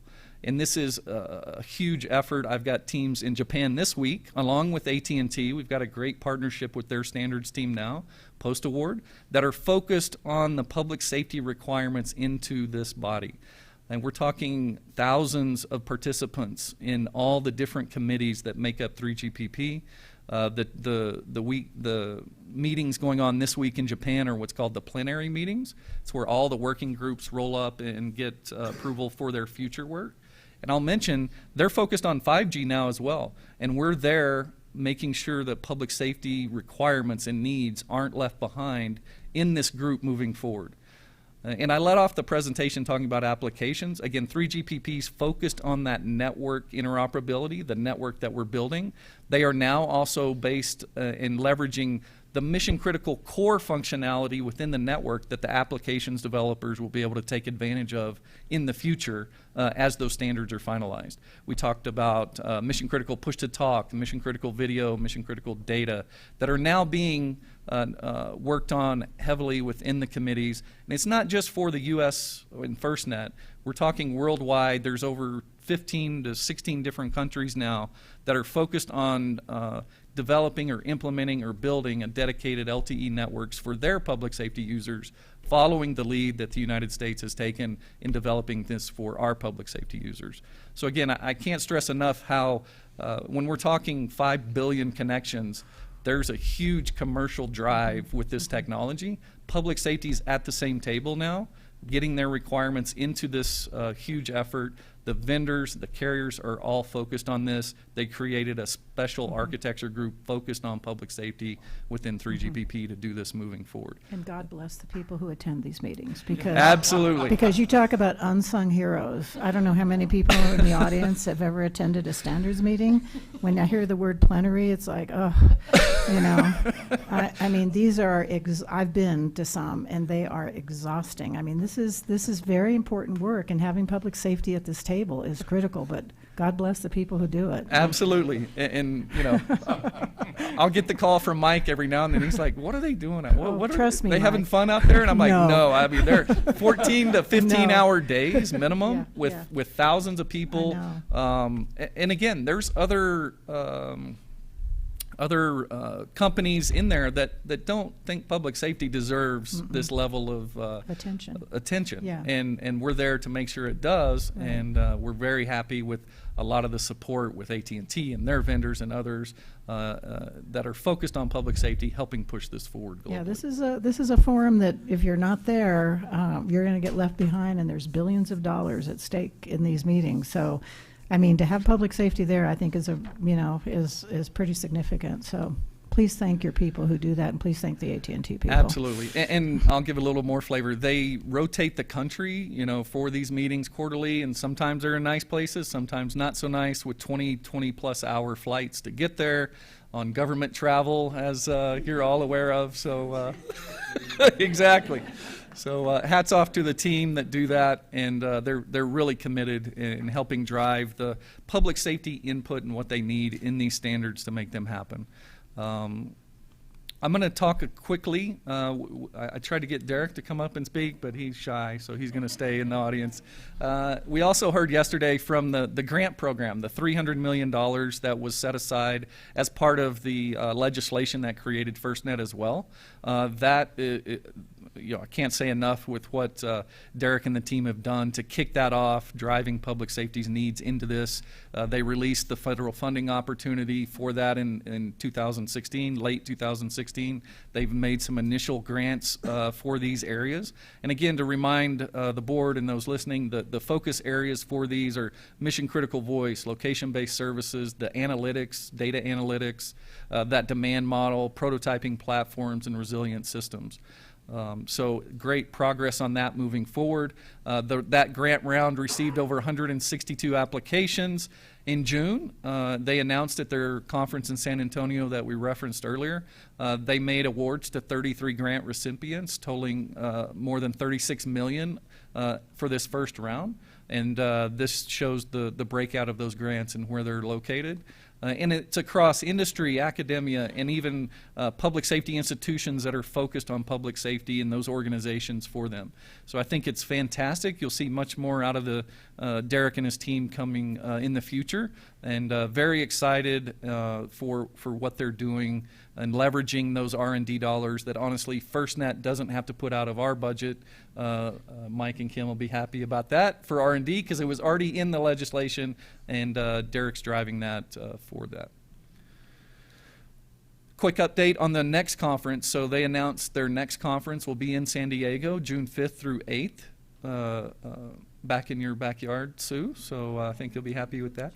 No, you did not. No, you did not. I think the previous ones held there were such a success that they wanted to get back there. There's going to be a different meeting structure since there is so much activity with the different grant awardees happening, multiple tracks and participation from those actual grantees. Public safety who attends these every year will have an opportunity to interact with the grantees and these prize winners and see what they're doing to drive the technology, that's 10 to 15 years out, and accelerate that to get it into public safety's hands, shorter time frames than waiting on that. They're going to possibly do 3 live challenges during this in June. Drone load lifting for LTE systems, security hack, and user interface for in-building navigation. And what we're excited about is we're close to finalizing a memorandum of understanding among PSER, FirstNet, and AT&T to sponsor these and hackathons and other capabilities that we hope to announce in the near future for that application developer community and others working in this space that have commercial viable technologies that public safety could benefit from and drive those as well. Right. So we're really excited with that and moving that forward. So I think that was my last slide. I will end on a comment. Chief Johnson, I'm sorry you missed it, but you had both Tom Sorley and Richard Reed to my left fight a virtual fire with the demonstration that Derek and the team brought. They did pretty good. We all wanted to see how you might have done though, so too bad you missed that. Well, I can say this about fighting a virtual fire. I don't know what they saw in their helmet cam, but I can tell you if you ever fought a real fire, you might as well just close your eyes and turn on a heat lamp because you can't feel anything and it's hotter than heck. So that's got to be the easiest thing to ever build. Everybody in the Navy is a firefighter.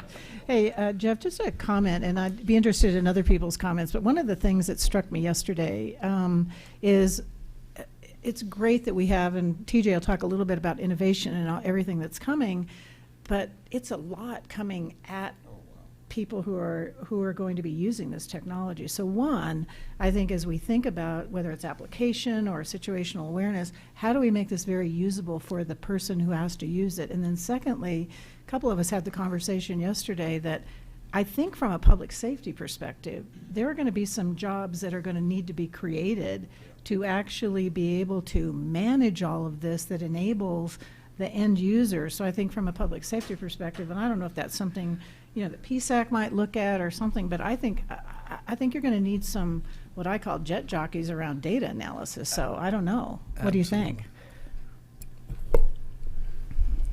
Madam Chair, Ron Hewitt, Yeah. and one of the areas that we're working with FirstNet on, us meaning SafeCom, and we have a communications unit working group. Whenever an incident occurs, they follow the NIMS ICS construct, which is the National Incident Management System, Incident Command System structure, and with that there's a communications unit assigned under logistics that actually supports communications for that incident. In the past, that's been primarily land mobile radio, and that's the protocol skill sets that public safety and responders have. We've been working with FirstNet on how do we integrate to make it an LMR LTE integrated environment, and we're moving forward with that, and hopefully we'll have something within the next couple months that lays out that plan. I think it's going to be critical. Terry, did you have something or? No. Well, I just wanted to also mention, Sue, in terms of your point around skill sets, and certainly data analytics is one, but there's a whole raft of those kinds of technologies, if you will. And I think Tom could probably speak to this as well. Right. I mean, the CIOs, both at the state and the city and the county level, really at all levels, number one, are really working to develop those same skills, because I think that's a challenge, whether it's a public safety question or not. The second thing is, I'm certainly talking to some CIOs. I was talking to the CIO at the City of Detroit, for instance, who's spending a great deal of her time right now with public safety, just around things like data storage for body cam information, working with, in fact, things like the prosecutor's office around how long do you keep those data, how do you manage them. So I think it's going to be an effort that's going to really bring, and it's going to need to bring together all of the technical resources from an organization. Right. And it's really going to mean that, the CIOs are going to work more closely with public safety around some of those skills that are not only specific to public safety, but are needed across the, all of that particular arena of government. No, I Tom, agree. I'm sure you've seen the same thing. Yeah, I think one of the couple of lessons learned from our Super Bowl experience, application admin is generally application administrators are people that sit in an office somewhere and they do this stuff Monday through Friday, 8 to 5. When you start talking about deploying data applications on the scene, that now you need an application administrator that is available during the incident, that can do things like change passwords, assign permissions, do things that we've never really had to do sort of on the fly. Right. So that's a skill set that we don't typically have in a traditional first responder organization. It resides over in the IT side of the house. I think also, who owns what data and how you parse it out, how you deliver it, all of that kind of stuff are a lot of questions that really we need some best practices around those kinds of things developed. And lastly, I've got some folks working on the SafeCom working group, but I would say one of the challenges I believe we continue to have in the communications unit is it's a subset of logistics. While that made perfect sense before, it doesn't make sense anymore. Right. And it really needs to be elevated, and I know there's a lot of resistance to that from NIMS purists and ICS folks, because they're communications people, they just want a bigger seat at the table. But the truth of the matter is, communications is not just radios and phones and push to talk. Right. It's all of these IT elements that get rolled in, and when we start adjusting priority and saying, we need this person's video to have a higher bandwidth because something's happening out there. These are things that have to happen, maybe not instantaneously, but pretty darn close to it.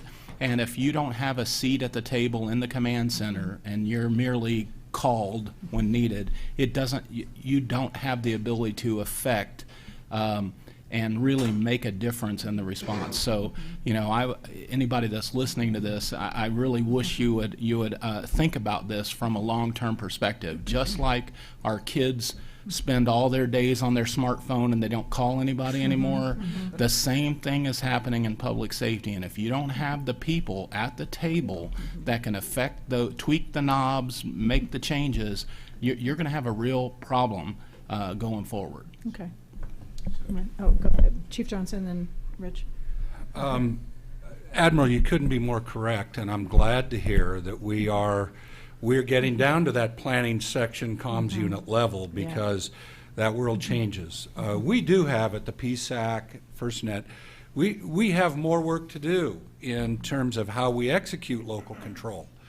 I think those of us that are ICS aficionados, we go to the grocery store using ICS. I think for those of us, we know that everything from what data gets permissioned, what data streams get permissioned and depermissioned for operational purposes, who changes the priorities and how that happens within ICS. If you need access to the NOC and the duty officer in the NOC for some unknown reason, how that's done, who does that, and ICS provides that framework. I did not know, and I'm thrilled to hear that we're considering this right down to the ICS level. So thank you for making me aware of that, and Tom, thanks for participating. Thank you. So just a couple of additional points, and I appreciate the partnership with DHS as well as the work that's being done by the PSAC. This is the future role for the CCO organization, and we're going to continue to have this dialogue. In addition to what's been mentioned in terms of ComU modification and the training associated with it, and the operational work that the PSAC is going to help inform, there's also a contract component with AT&T, and they're committed to providing reasonable, short, efficient training along with all of the tools that they're developing, and we're going to have that available as we roll out new services and products. And that training component is also a requirement of our act and also part of the contract, and AT&T is going to help us with developing those tools so that public safety know how to use the services and applications that we're going to provide. But I think it will be informed by the operational support that we get through our federal partnerships as well as the operational knowledge we get from the PSAC. So I think it's going to be a good team, but there's tremendous work to be done. Yeah. Go ahead, Jeff. I was just going to add, and that really what I led off the technology update presentation with, and I think Sheriff Stanek said it very eloquently yesterday. It's just got to work. When I need it, it's got to work. Right. I don't want to have to worry about it. How this is going to move forward. Keep it simple for the users. Their job is to save lives, not to worry about app permissions or what's happening. Just be able to do their job with what they're doing. If there's no other further questions, I'll introduce the video. So I want to recognize Guy Knopfsinger, who's on our team. He's the FirstNet videographer. Where's he at? Is he in the room? There he is. So Guy came out early, and as we were doing demos and preps for the demos, he was taking video. I should mention Guy is an Emmy award-winning videographer as well. He's won an Emmy in his past work as well, and we're fortunate to have him on our team. He spent most of last night putting a video together that highlights what we all saw yesterday and some of the effort that went in behind that. So Guy, thanks again for this. And I think we're going to kick off this video for your entertaining pleasure here. Yeah, he's actually a producer, right? Yeah, absolutely. Great to have him on the team. In the heart of Boulder, Colorado, sits FirstNet's technical headquarters, where innovation is being driven forward for America's first responders. The centerpiece of our technical facility is a state-of-the-art laboratory that we opened for business in November 2016. The lab was designed from the bottom up to test public safety functionality and features unique to the FirstNet broadband network. Recently, FirstNet operationalized the lab, loading it with high-tech equipment and capitalizing on our staff expertise and the knowledge of our technology provider, AT&T. Our plan is to deliver quality tools for public safety, apps, services, and devices that are tried and true, meet their needs, and are ready for use in the field. Together, FirstNet and AT&T have met our first major target with this lab by demonstrating the initial operating capability solutions and services for the network. This includes Band 14 devices, deployables, applications, and priority access. We have also begun addressing future network solutions that public safety expects to have once the core is operational, such as preemption and mission-critical push-to-talk. And with an eye on innovation, we are also supporting research and development related to public safety broadband technologies. Our work in the lab supports the work public safety does in the field, meaning our job is to ensure the network delivers when public safety needs it most. And since public safety is the best to tell us what works and what doesn't, we look forward to having first responders participate in our lab demonstrations and user evaluations. The FirstNet Lab is a difference maker for public safety. In addition to being cutting edge, the lab has been designed for them. It is inclusive, collaborative, and accountable to the future users of the network, first responders. To learn more about how FirstNet's world-class innovation and test lab, please visit our website at www.firstnet.gov or email us at info@firstnet.gov. So what do you think? Guy? Good job, Guy. So I'm sure that'll be posted and available soon on the website. And again, thanks to Guy for putting that. It was just yesterday. We drive hard, Rich. You know, TJ, Mike, Sue set a hard bars for us, so that should be up soon.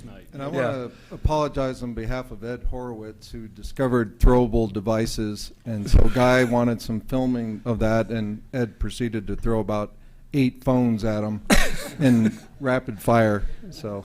Lucky he didn't get injured. Yes. Do whatever it takes to serve. I will say, Guy was hit in the head the day before, so he was ready to take another blow for the team. So thanks, Guy. And I think one of the key points in that video I want to highlight again, the public safety that's open to them. If they're in the area, please come by, please come visit us, see what's going on, see what we have working for the future for them, as well as what's available today. So that's an open invitation for public safety users out there. Doors always open, right? Absolutely. Always welcome. Before we proceed to TJ, I know you're going to talk about innovation. You know, obviously you can tell, I mean, that's pretty key to what we're doing here. But Monsef, are you in the room, or did he leave again? Monsef, you weren't here when we announced the gold medal winners, and so I'd like to take the opportunity to give the group an opportunity to recognize you for your... Thank you. Thank you. We're very excited about the recognition, and hope you enjoy the event on the 26th of September. That's great. TJ, obviously, I mean, this is what we're about. I mean, obviously, we spent the last, 5 years getting to be here, but it's about the future, and so I think you're going to give us a view today into how do we promote this so that we support public safety in the way they need to be supported, because it is about doing it for them. So the floor is yours. Well, thank you. And it's an exciting time to follow up just with what Jeff Bratcher went through. And I don't know if this mic is yet or not. The fact that we have designed the entire network and have laid out what's happening with the core network that's being built today, and that this is the enabling platform really that public safety will utilize across the entire country, gives us the ability to promote innovation. And the fact that the impossible is now possible, we have not just Band 14 that will be deployed across the entire country, but we also have immediate access to multiple LTE bands, priority today, preemption in just a few months. It's absolutely an exciting time for the technology industry to really notice that public safety is going to be at the same cutting edge and front end that everyone else is in the technology industry today. And I think when you saw the standards focus that Jeff's team has taken, where literally they are at the same table at the same time as everyone across the world, making sure that public safety in the United States gets everything they need, and that public safety in other countries is actually there fighting with us for the same things, that we will have an operable network in the United States, but the fact that across the world, everyone wants to have interoperability. Everyone wants to have the ability for applications to be able to share data in a way that makes it easy to enable public safety to succeed. So we have this rare opportunity now to know that we have confidence in this public-private partnership, that it's going to deliver the mission-critical network that public safety has asked for. We have confidence in the FirstNet and AT&T team that they're beating deadlines, they're exceeding expectations, and we saw that in the lab yesterday. And you know, one simple example, and you saw a little bit of it in the video, the way disaster recovery is done is changing in a whole new way. And we saw that with everything from having the ability to have satellite backup and other capabilities on every vehicle if we so need it, but also to the capabilities that tethered and untethered UAVs are now bringing those cells on wings versus cells on wheels to the scene. And we know just last week in Texas, over 50 of those were deployed, in addition to all the normal ground assets that have been there in the past.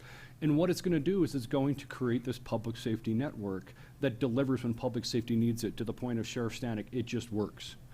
And to me, I think for FirstNet, that's what's so exciting. And I think the great part for the technology industry, whether it's an investor, it's a CEO or a board deciding to build things for public safety, it's that assurance that this successful network, the FirstNet network, is built on international standards, where all the investment that they make here can be leveraged around the world. And also they can be leveraged for every single police, fire, and emergency medical services agency in the United States. Is changing the way technology gets built for public safety. Your point was also very valid that we literally are changing how public safety will utilize these tools to enable what they do every day. And when I talk to EMS chiefs and I talk to fire chiefs and I talk to police chiefs, they all tell me, their firefighters, their police officers, their EMTs and paramedics are utilizing their own personal technology if they're not providing them with the tools that they need to do their job, and they want to. And so it's an exciting time where now it's about making this enterprise level, making it so entire departments and entire regions can have that technology to make a difference. I'm going to cover a couple of things in our approach and kind of where we're going from the innovation. And at the end of the day, the most important thing is this is being driven by public safety. This is not an effort where just FirstNet is trying to think of the best way to do it. A couple of the pictures on the screen are just some recent examples with major city police chiefs. We've been out to major county sheriffs. We've been out to the International Association of Fire Chiefs and to different key engagements and asked for folks who wanted to volunteer to come and interact with the FirstNet team. And specifically, Bill Schreier and a number of key players on Rich's team are doing nothing but staying focused on making sure that we get recommendations from firefighters, police officers, emergency medical technicians, paramedics in the field for what they need on this new broadband technology and this new FirstNet platform to be successful. And this gets into how do we make it operationally easy for them to use? This gets into how do we make their job more efficient and more effective? And that's going to come from the line. That's going to come from people out in the field today.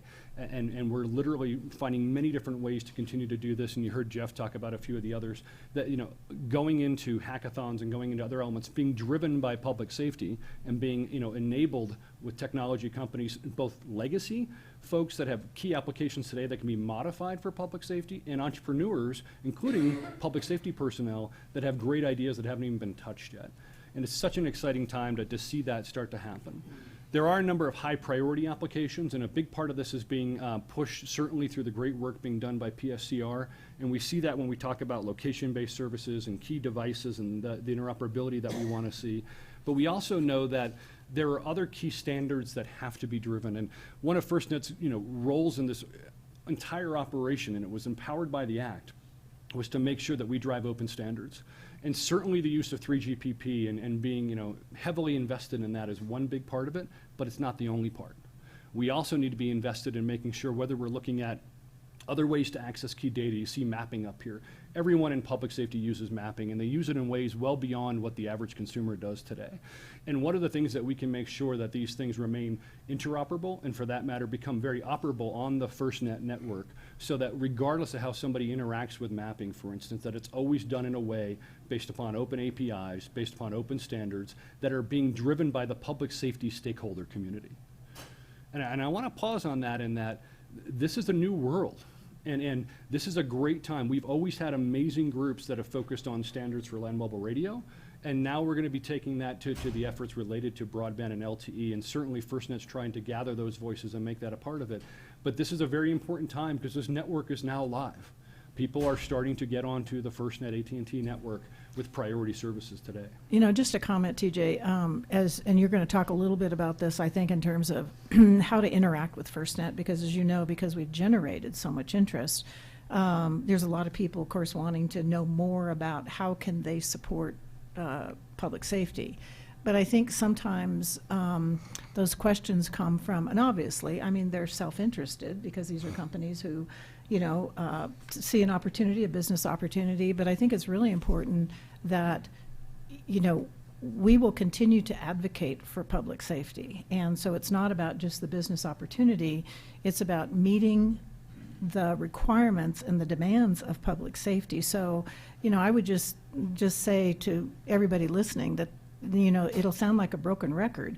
It's going to be, are you meeting the public safety requirements? Because if you aren't, it's a non-starter. I mean, getting good enough, I don't think is going to get you there. And until you kind of meet those standards, you're not going to be part of this. And so I think that's different from, because as we know, there's a lot of companies out there today who do just good enough, and it's good enough for the business, but it isn't good enough for public safety. So I think that's important to stress.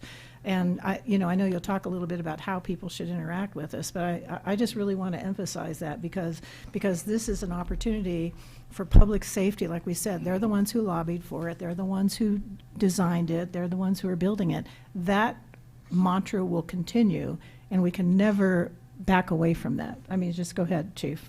You might have a thing to say or two about that. I just think you're right on. I think for EMS agencies, police agencies, and fire agencies in the United States, there's actually a parallel here. There are many of us that run accredited organizations. And there's accredited public safety organizations and unaccredited organizations. And the primary difference is, in an accredited organization, you are held to external standards that are proven to achieve the stated goal. And then there's an outside group that holds you accountable to those. And on the other hand, you have, I just say what I do and you kind of take my word for it. That's what's going on here. In AT&T's case, they've made a commitment to public safety, and FirstNet will hold them accountable to that. And on the other hand, it's like an unaccredited fire department. You just say what you do, and people can take that for what it's worth. We're not going away at FirstNet, and this contractual arrangement we have with AT&T is simply that. They made commitments to public safety, made investments in public safety, and we're going to hold them accountable. We are here for public safety. That never changes. Really appreciate your comments. And you're both absolutely dead on. And this goes to the example we saw yesterday with, one of the main roles of the lab beyond standards, obviously, is certification of devices and applications. And when we look at the devices that were in there yesterday, I mean, you're seeing mainstream devices from major manufacturers that are now coming out with waterproof capabilities, push-to-talk buttons on these devices for the apps that are now available and new ones that are coming in the future. And we're also seeing, because of the open standards and competition that's out there, the price point. I mean, some of these devices are at $550, very affordable for what public safety needs to do, and great ways to enable that and put that in their hands today with a hardened device that will do what public safety needs to do immediately. And we don't have to wait. And to me, that's exciting. I think you're going to see in the next 12 to 18 months, the rest of the industry, and certainly being driven by our partner as well as the public safety needs. You know, Band 14 will be coming out in a huge plethora of devices over the next 18 months. But it's not just about Band 14. It's about making devices that public safety can use in the way that public safety needs to. It's meeting that public safety requirement, as you described, Sue, and I think it's so important. And the fact that our team's going to test that, you can't even just tell us it's going to work. We're going to test whether it works. And I think that's also a big change for public safety. You can't sell us vapor, right? It has to work as it's advertised. And as Chief Johnson noted, I mean, when we talk about heat and we talk about water and we talk about stressors that are going to be on this, these devices and applications have to survive that. And I think that that's really critical as we go forward. And it's with modern technology at the latest revolution, when we look at, or evolution of, Release 13 at 3GPP standards, for instance, that these devices that public safety get to leverage are devices that are up to speed with the greatest technology that's out there today, and will be 2 years from now, and 5 years from now, and 7 years from now. So a couple things on the ever-evolving devices and accessories, and we have a couple examples up here from police and fire, and there's numerous examples in emergency medical services as well. I mean, one of the things Chief McGinnis and I have talked about a number of times is we certainly believe that emergency medical services is already a huge adopter of broadband technology. They use it for medical records, they use it for communication with hospitals. Cellular communication is by far the #1 communication going to an emergency room today from an ambulance, and has been for many years. And we're going to see an adoption of these tools that make the roles of paramedics and EMTs, more effective and more efficient in what they do. And it's not about replacing with telemedicine. It's about enabling everything from pre-hospital, after-hospital care to all of the emergency medical care, and the fact that the continuity of healthcare is changing in America and around the world. And the roles of paramedics and EMTs are being broadened on top of that, but also giving everyone in police, fire, and EMS the immediate situational awareness that often we have only gotten through voice. And the good news is we won't lose that. Mission critical land mobile radio is a key component. Also, the voice capabilities and the hands-free voice and hands-free heads-up display kind of technology that already exists today and is now coming down to a very reasonable price point that it can get into the hands of public safety is something we're seeing change very, very quickly. The other thing is look at just a couple examples, and I'll just throw a few out there, and happy to jump in with anybody who has thoughts on it. But a good example is just the amount of time a police officer spends in their given day doing reports. If we look at the tools and the capabilities of having a smartphone and a body-worn camera and having technology for heads-up displays and voice communications that are all fully integrated for situational awareness, the need to go back and spend 30% of your shift writing reports will disappear. The reality is there will be innovators out there that will take the video of an officer responding to a scene, where that scene happens to be at, who are the homeowners and the call takers and the victims and the things that are going on in a particular scene, the officer describing what he's doing when he's walking up, and he talks to somebody and gets their driver's license, and it snaps a picture of that, and that automatically populates a report. And he talks through the different things, and he gets a witness statement by talking to somebody, and that's magically now a witness statement on a video. And all of this information then can be compiled and being augmented from a perspective, and now it's just a matter of reviewing the video and the audio and the data that comes from that particular scene so that that police officer can get back in the field and respond to the next call that comes on, and not go back to an office and not spend a couple hours on a laptop writing a report. That can happen today. And now that we will have a network that is going to be there 24/7, 365, and give them the ability to share video and share data in a way they never have been able to before, it will instantaneously change the way that happens. We're going to see that in EMS. We're going to see that in all parts of what goes on for firefighters, and having the ability to have real-time data on where those firefighters are inside of a burning building, what's happening on them. And we know, the great push to get Z-access and have that 3D location capability is critical, but also think of the fact of having heads-up displays in the future of building designs, and having that information automatically sent to all of the first responders that are going there. Live stream cameras, having sensors that would detect hazardous materials, having heat and humidity sensors, and even fire firefighter health and wellness data that's provided to an incident commander on an iPad or some quick display, literally at the scene, at a fire engine, at a command vehicle in a very simple way. And all of this is done automatically.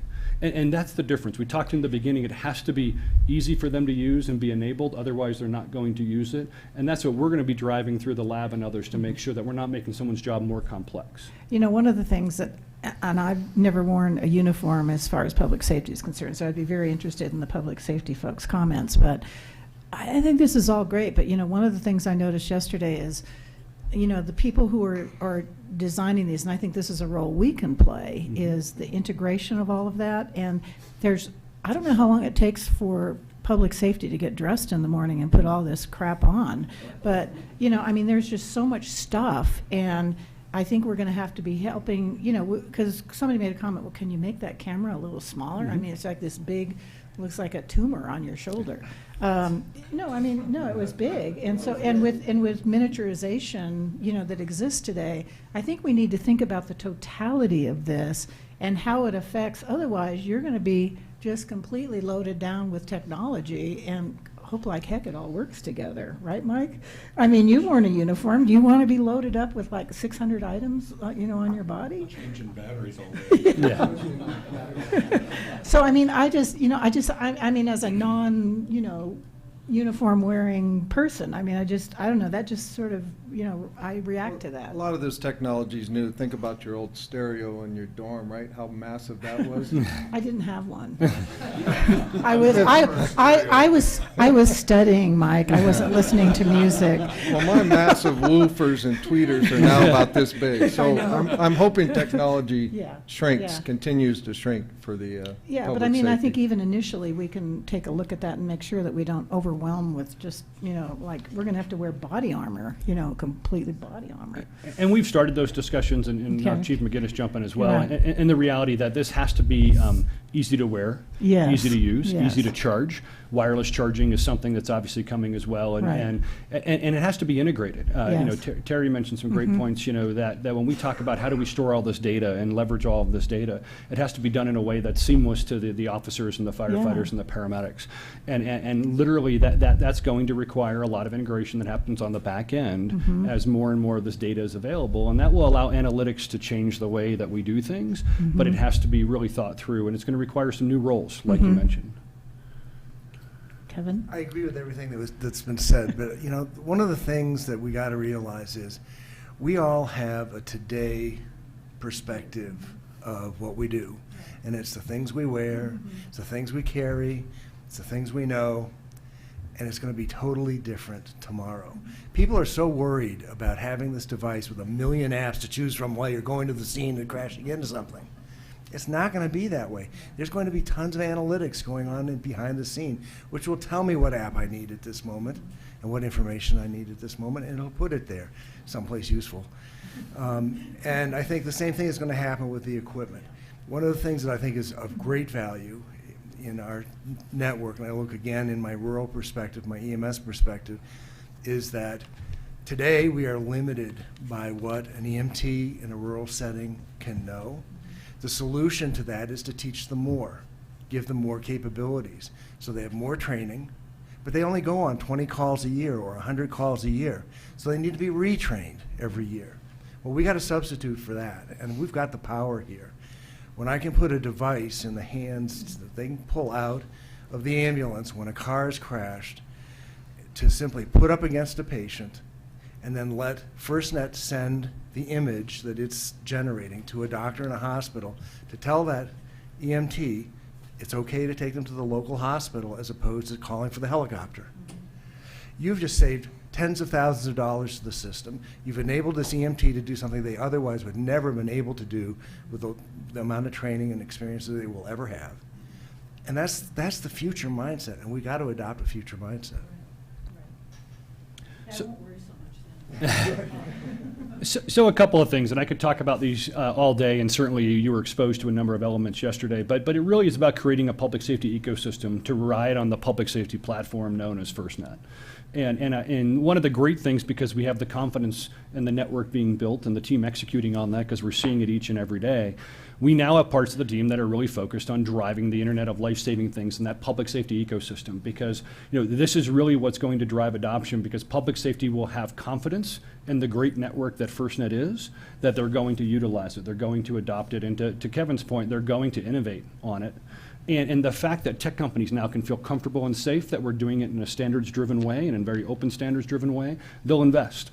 And recently I met with a group, NACI, that is very focused on what's happening in public safety. And I'll read what NACI is so I make sure I get it right. The National Advisory Council on Innovation and Entrepreneurship. And this is a key nationwide committee that really looks at how do we make sure that we're enabling the private sector to be able to invest in what we're doing to drive innovation.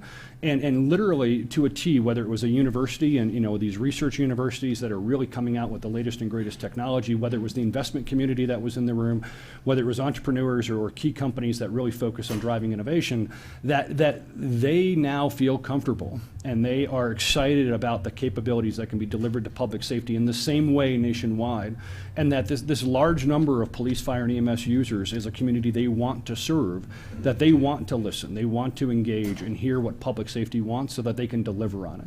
They want public safety to describe the problems they're having so that they can take existing devices and new devices, whether it relates to airborne vehicles, whether it relates to, just think of police cars, fire trucks, ambulances, fire engines, ladder trucks, all the different capabilities that go into responding every day, and making sure that they have the technology in a mission critical sort of way to give them capabilities that probably have a secondary commercial value.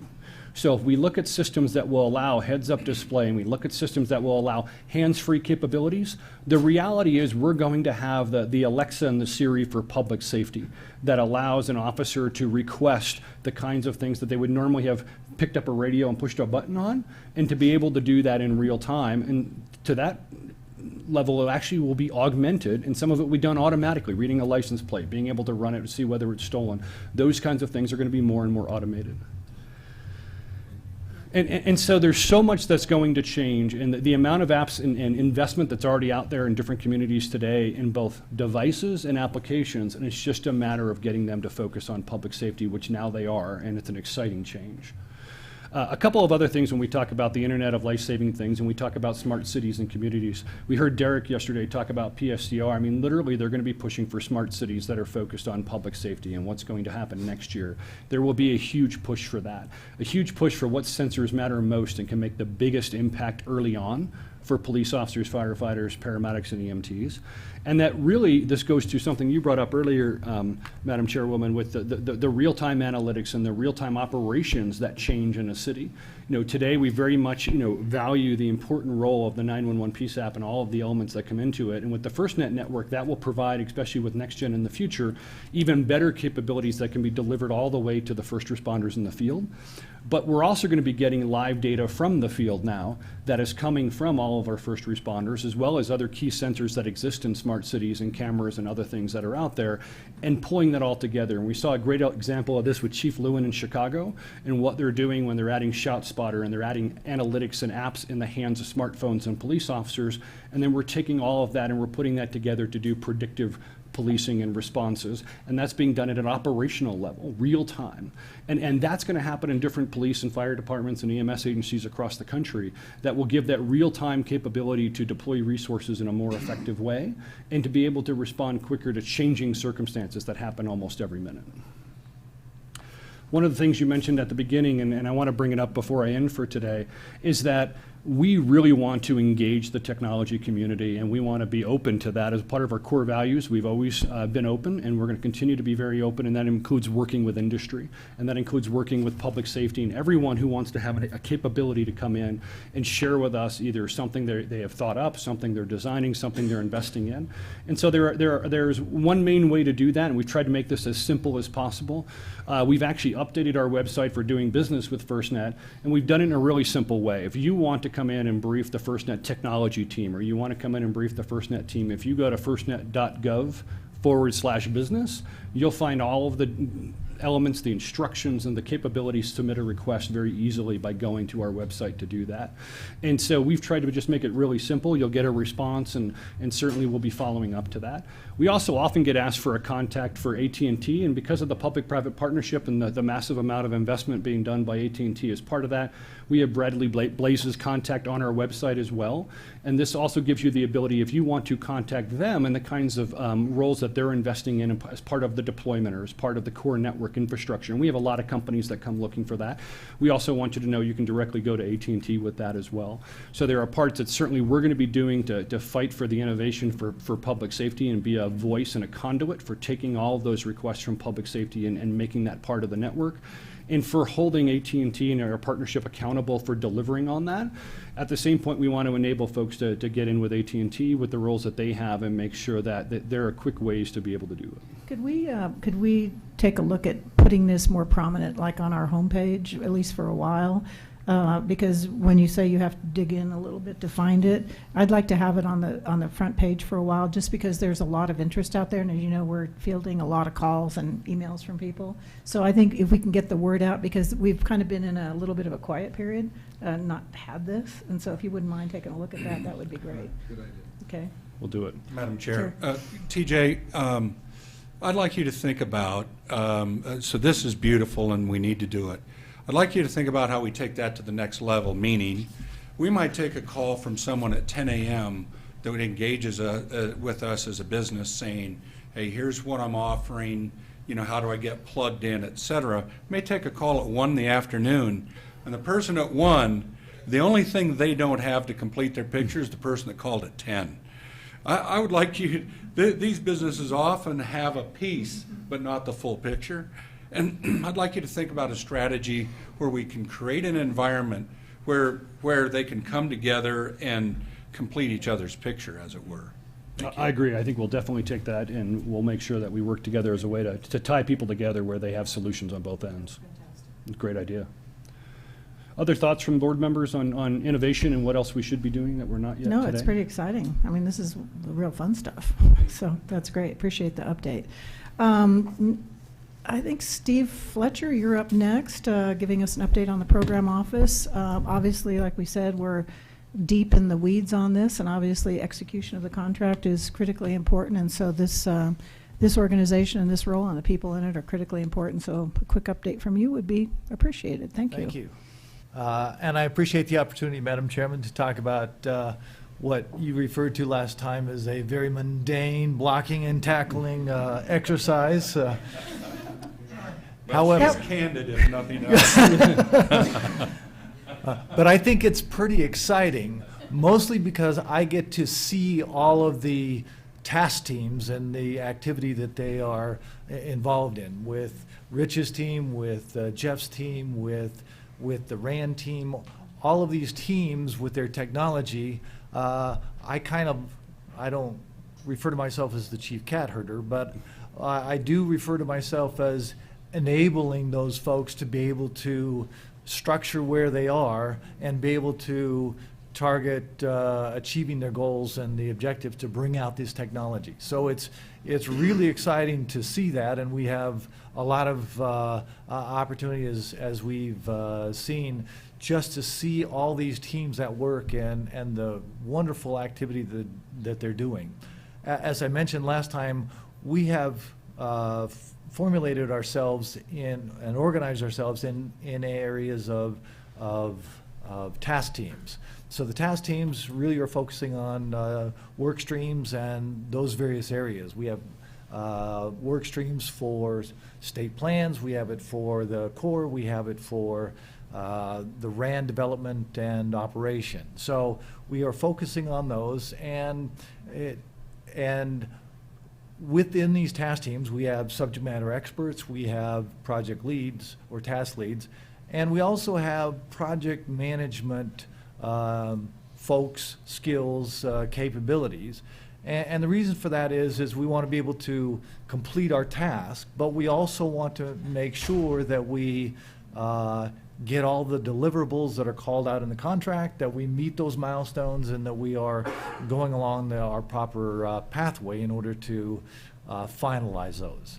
So with all of the tasks that we put in place and task orders that we put in place, there are a set of deliverables, there's a set of milestones that we need to meet. And so that's one of the things that that we're focused on, making sure that everybody is successful, working with AT&T, working with all the task teams.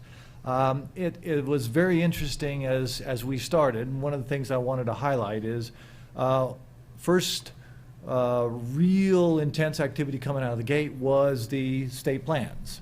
And there was two parts to this. One was the delivering of the state plan portal, and the other was the delivery of the state plans themselves. And this was very interesting as we started putting it forward, a lot of activity, and Rich kind of gave you an update on where that was. But one of the things that we sort of discovered, this was the first one out of the chute, the state plan portal, we decided, and Rich was saying what we need to do is deliver the state plans. They need some time to look at them, analyze them, give comments before we finalize them and gave them to the governor. So that means that task order number 1, which was the state plan portal, we moved up 3 months. So we delivered that early, 3 months early, which was wonderful, which was great, except for that, according to the IMS, our integrated master schedule, it wasn't supposed to be delivered till 3 months later. So we were very focused on making sure that the deliverables were all completed properly, that we had met the milestone and all of those things. And it sort of taught us a lesson. It said, all right, we need to prepare for that. So we can't just do it at the very end here and say, what is it that complies with the contract? What is it that we have to do?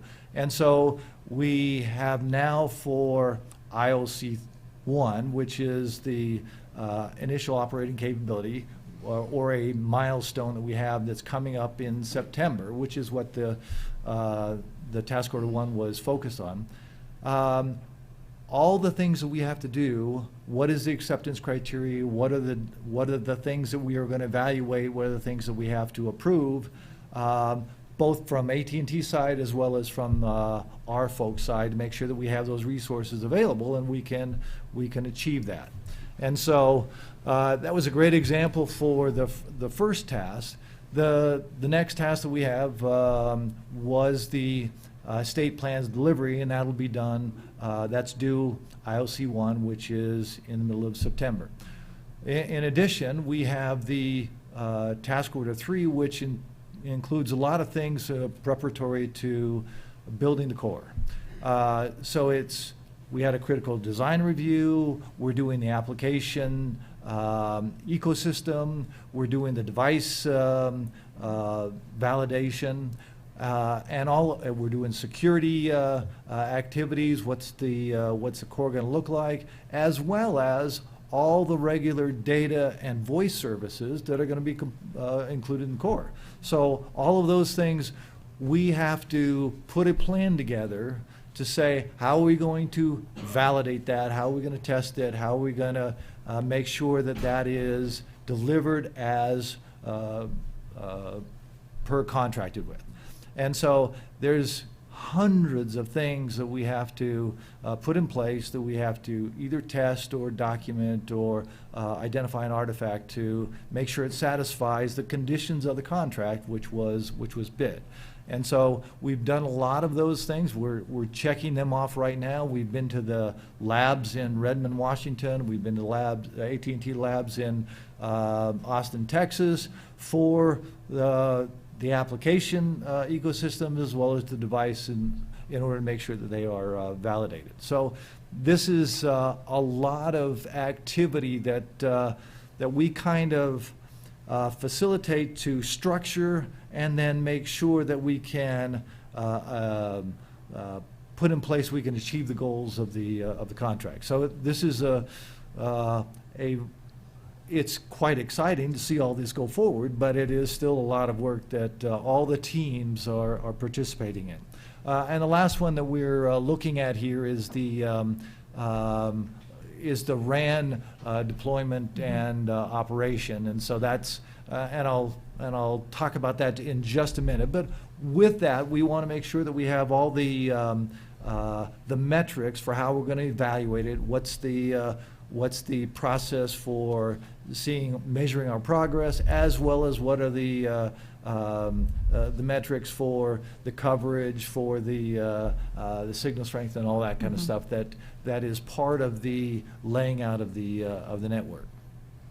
So with that, I just want to highlight a couple of dates here, and one of the ones that we didn't show on here that's probably really important to keep in mind. I think Jeff had it on one of his slides, and that's IOC 2, which is March of 2018. That IOC 2 will be the delivery of the core. So that's the one we're focusing on now. Right here, IOC 1 for the core, it's the design. So we're doing all the design work on and checking to make sure that all of those pieces are available and are going to be applied to the core.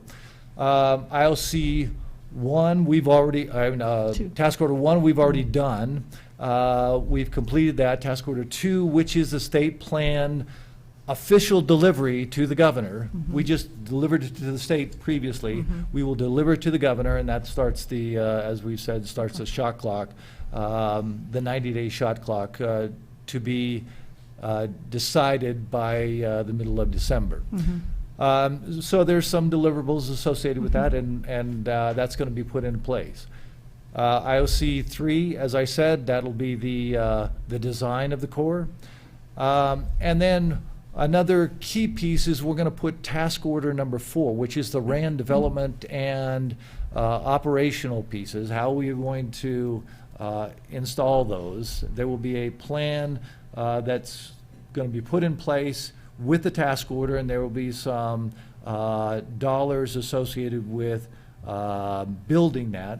That'll be given to the contractor, and they will then start building. We'll start tracking that at that particular time. So we'll do it toward the end of December when we know when all of the opt-in states take place, when they've decided to. And that's because this is for all the task order number 4, which is the RAN deployment, will be done by AT&T. So that's the one that they will be doing. We also have to prepare for, and we have to put plans together for those that opt out, and that'll be managed by us, but it won't be deployed by us. It'll be deployed by the opt-out state. So that'll be done toward the end of December, once we have a better idea of what the opt-out or the opt-in states are. Right, because their process, they have to go through a couple of things before we even get involved in that deployment. That's right. So we will put our plans together after that. But we do want AT&T to start as quickly as possible on the RAN deployment, the Band 14 RAN deployment that they're going to be building out. Correct.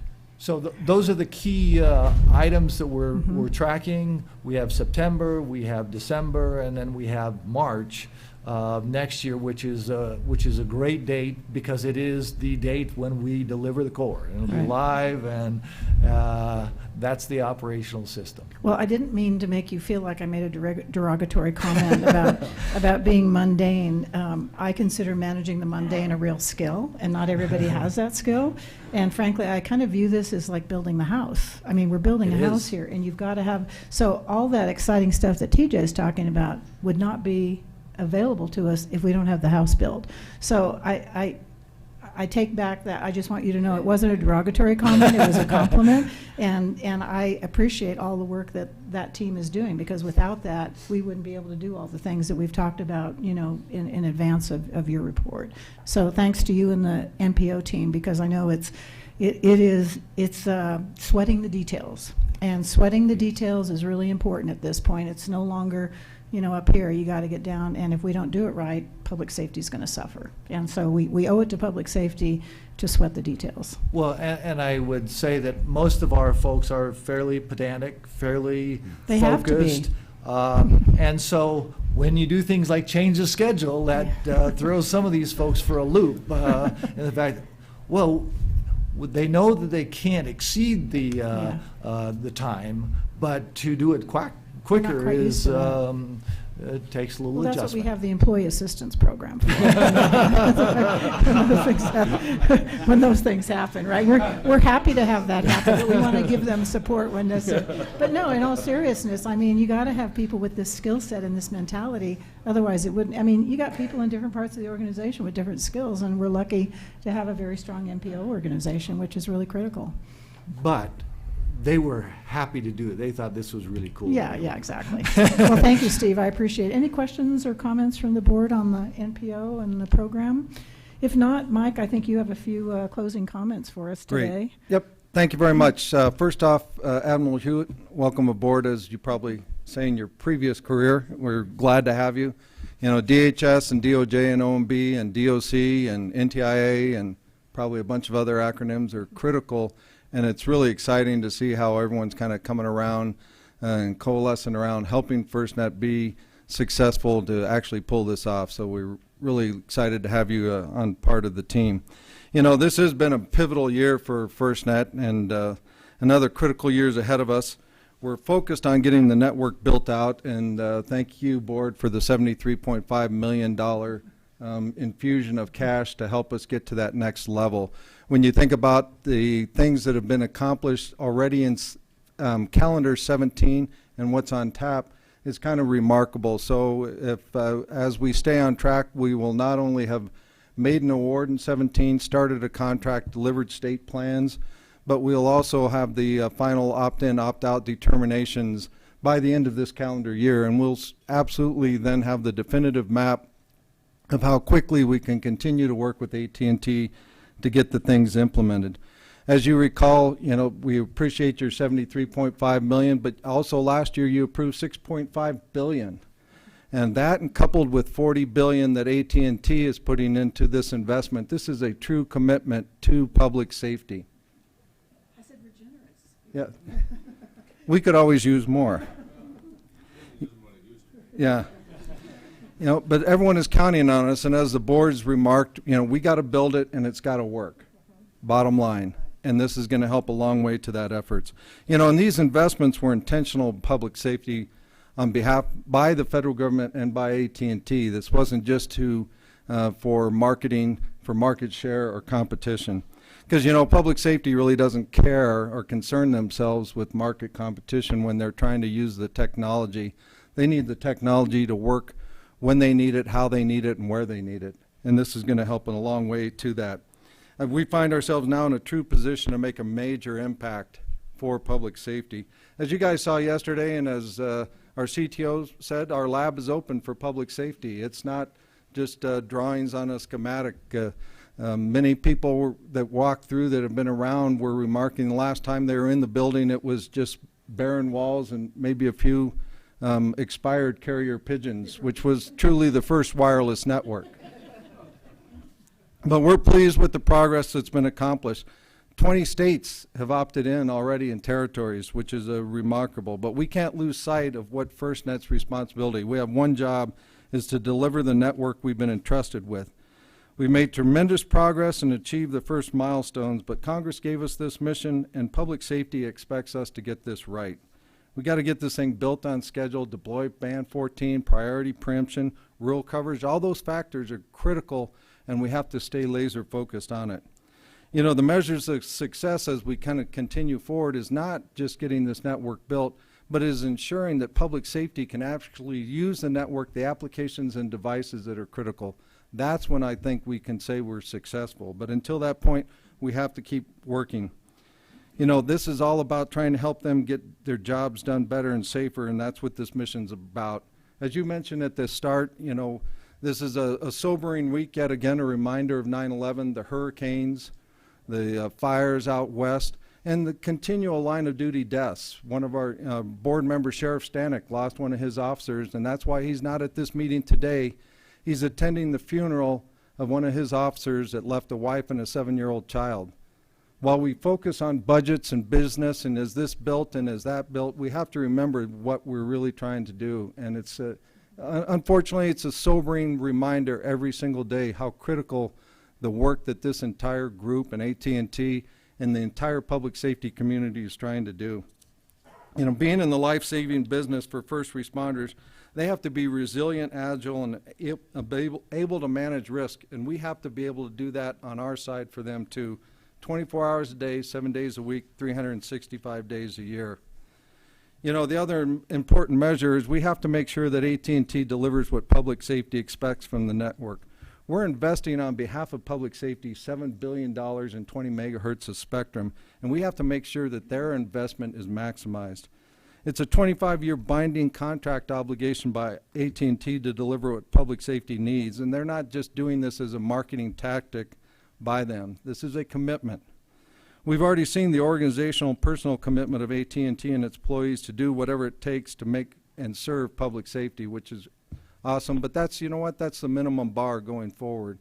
And they're rising to that challenge every single day and raising the bar every time they have to step up, which is awesome.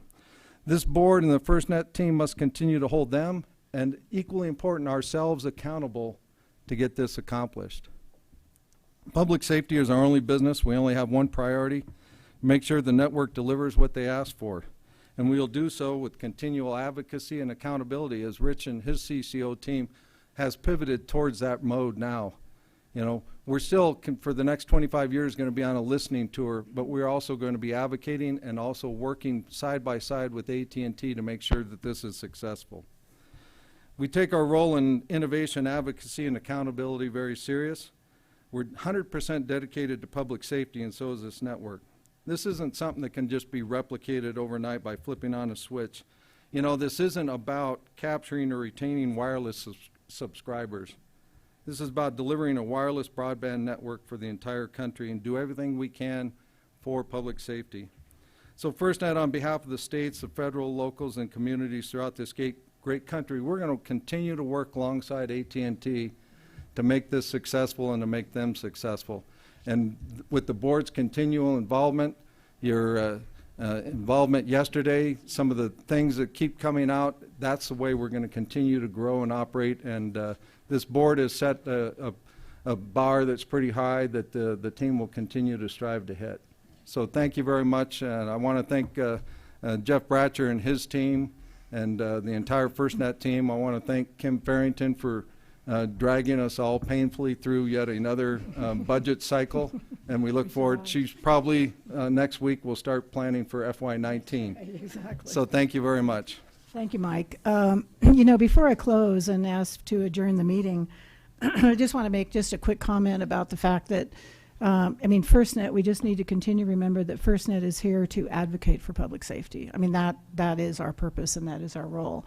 And with the challenges that public safety continues to face, you know, they operate as individual agencies with a set of values that guide their daily activities. I mean, that's how they run their organizations, and that's how the organization, you know, just interacts with one another. I just want to make a comment that as a board and as FirstNet management, we support those values, you know, as they go about their daily business and deal with the emergencies. I think it's important to mention that because it just continues to reinforce why we're here. We're not here just because of us. We're not here because of FirstNet. We're here because of public safety. So I just want to make that comment that it's with the wildfires and the hurricanes and everything that they face every day, it's those principles and those values that keep them focused and keep them able to do their job, and how much we appreciate that. And we will continue to be there for public safety. Any other comments, closing comments, or anybody want to make before we close? I want to give everybody an opportunity. We've had a lot of good discussion today, I think, and hopefully the listening audience and the viewing audience continues to see how focused we are, how committed we are to public safety and to delivering on the commitments we make. We take that very seriously, and we will continue down that path. If there's no further comments. Madam Chair? Yes. Madam Chair? Go ahead. This is Denise Parker calling in from Houston, and I've been on the call. I've been silent because I'm actually in the shelter and I'm simultaneously listening to the radio. Okay. But as someone who is here on the ground, I just want to thank everybody for moving this project forward. I'm very excited to have been a part of this effort, and the folks in Houston appreciate all the support we've been getting.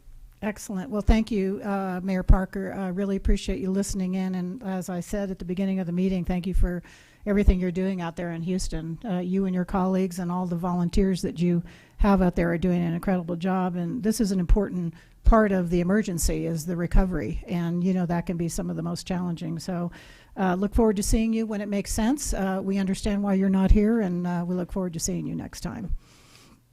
With that, I would entertain a motion to adjourn. Terry? Thank you. Is there a second? Any further discussion? I don't think. All those in favor, please signify by saying aye. Aye. Opposed, same sign. Any abstentions or objections? I think we are adjourned. Thank you, everybody. Thanks for joining us today. Have a good rest of your week. Thank you, and this does conclude today's conference. You may disconnect at this time.